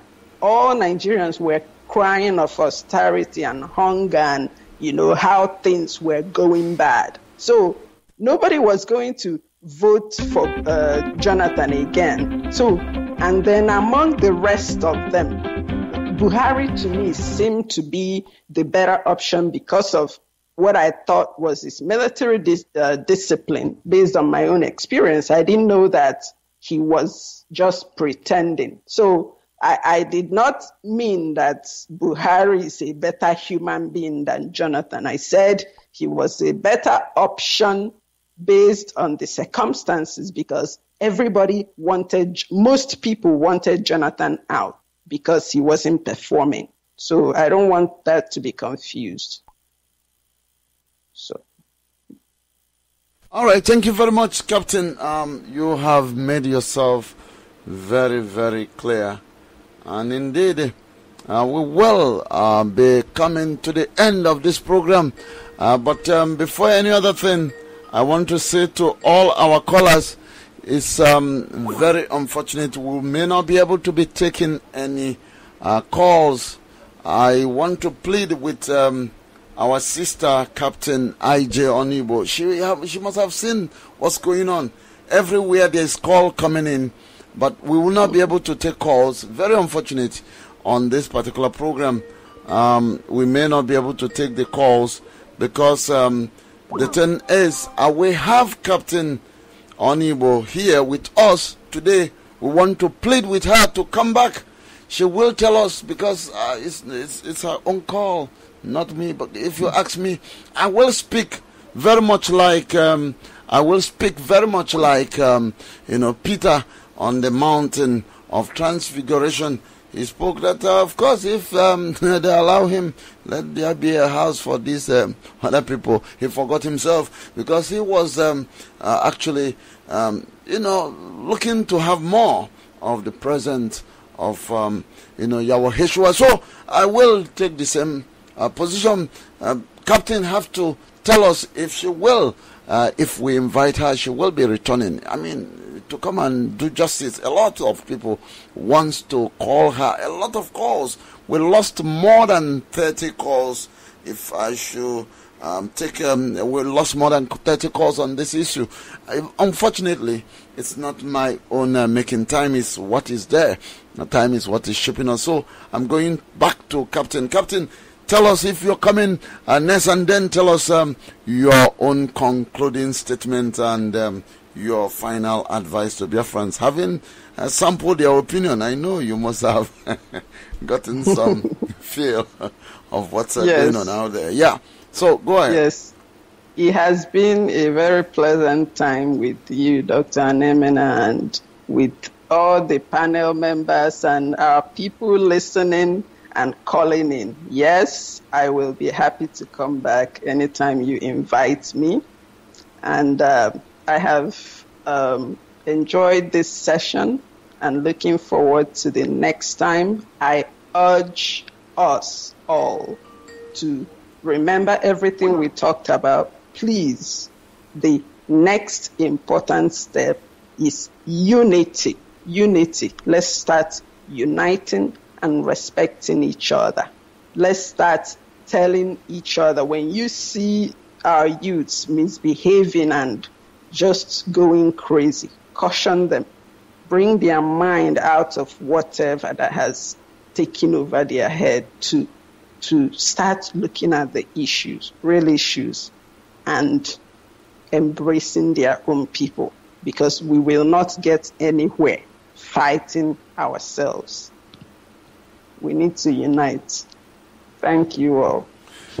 Thank you very much, and I must commend you for this, your time, your devotion to, of course, assist humanity and indeed Biafrans in getting to that better place. Because what's causing all this problem is because we're not where we're supposed to be. And so we have to work assiduously to get to exact position that will allow us to maximize our potential and give us what it takes to contribute to world peace and prosperity. And so we are very grateful to you, Captain I.J Onuigbo, for coming to this program, for accepting to come, and again honoring your acceptance. And so I want to say to you, may God keep on keeping you, keep on blessing you, keep on enriching you in all the good things you are doing for humanity, of course, to be better. Thank you, and I will say, remain blessed. Thank you, and you as well. Yes, thank you. So, Biafran, that is where we will take it for today on our guest, Captain I.J Onuigbo.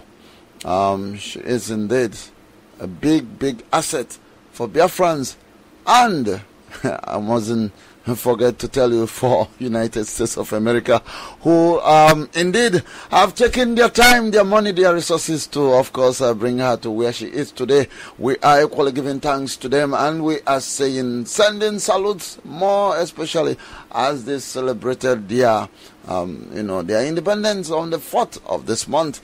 We thank them. We thank even the President of the United States of America, Donald Trump, for what he's doing. He's a man who calls a spade a spade. You like it, you loot it, you can go and hit your head anywhere. That is what he wants to do, America first. And so we are very grateful to all of them, Mike Pence and even all the Senate members. We want to thank each and every one of them, those who are working to ensure that we have a very peaceful world. That is the ideal thing. We have to do our own part. We have to play our own role. And so we will continue to do what we're doing. So I'm taking you to on a very short interlude. We will try to get on to our brother Russell Blue Jack. Remember, he's going to take the rest of the day. Whatever, he will be the headmaster. If he tells me 2 hours, it will be 2 hours. If he says 10 hours, I have no choice. I'm here to serve. And so I will follow whatever thing he has to say, because we have taken his own time. And I believe we are doing all this for good of our people. So remain where you are. Don't touch the dial. It's still your radio station, your power station. Yes, RBI. Remain blessed.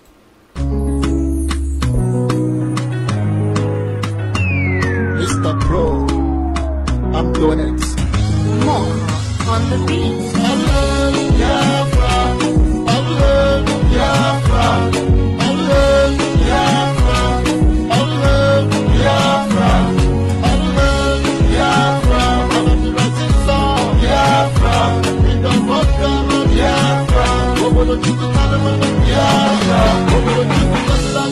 Listen, I can see my people in my side.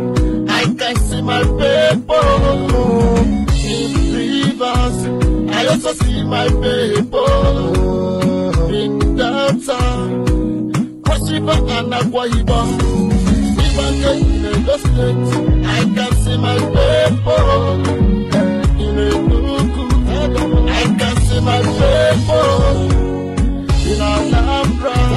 I also see my people in Ebonyi, Igbo and Abia, Igala and Idoma.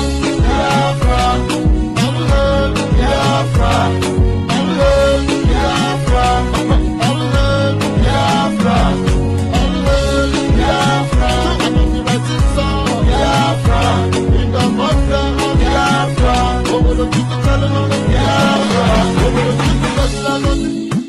How good a pleasant it could be before God and man to see the unification of all Biafrans. Has it been said already? Let it be done.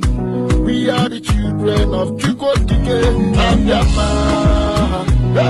We are one family. We say DNA, descendants of Jerry, descendants of Parody. So we are one people.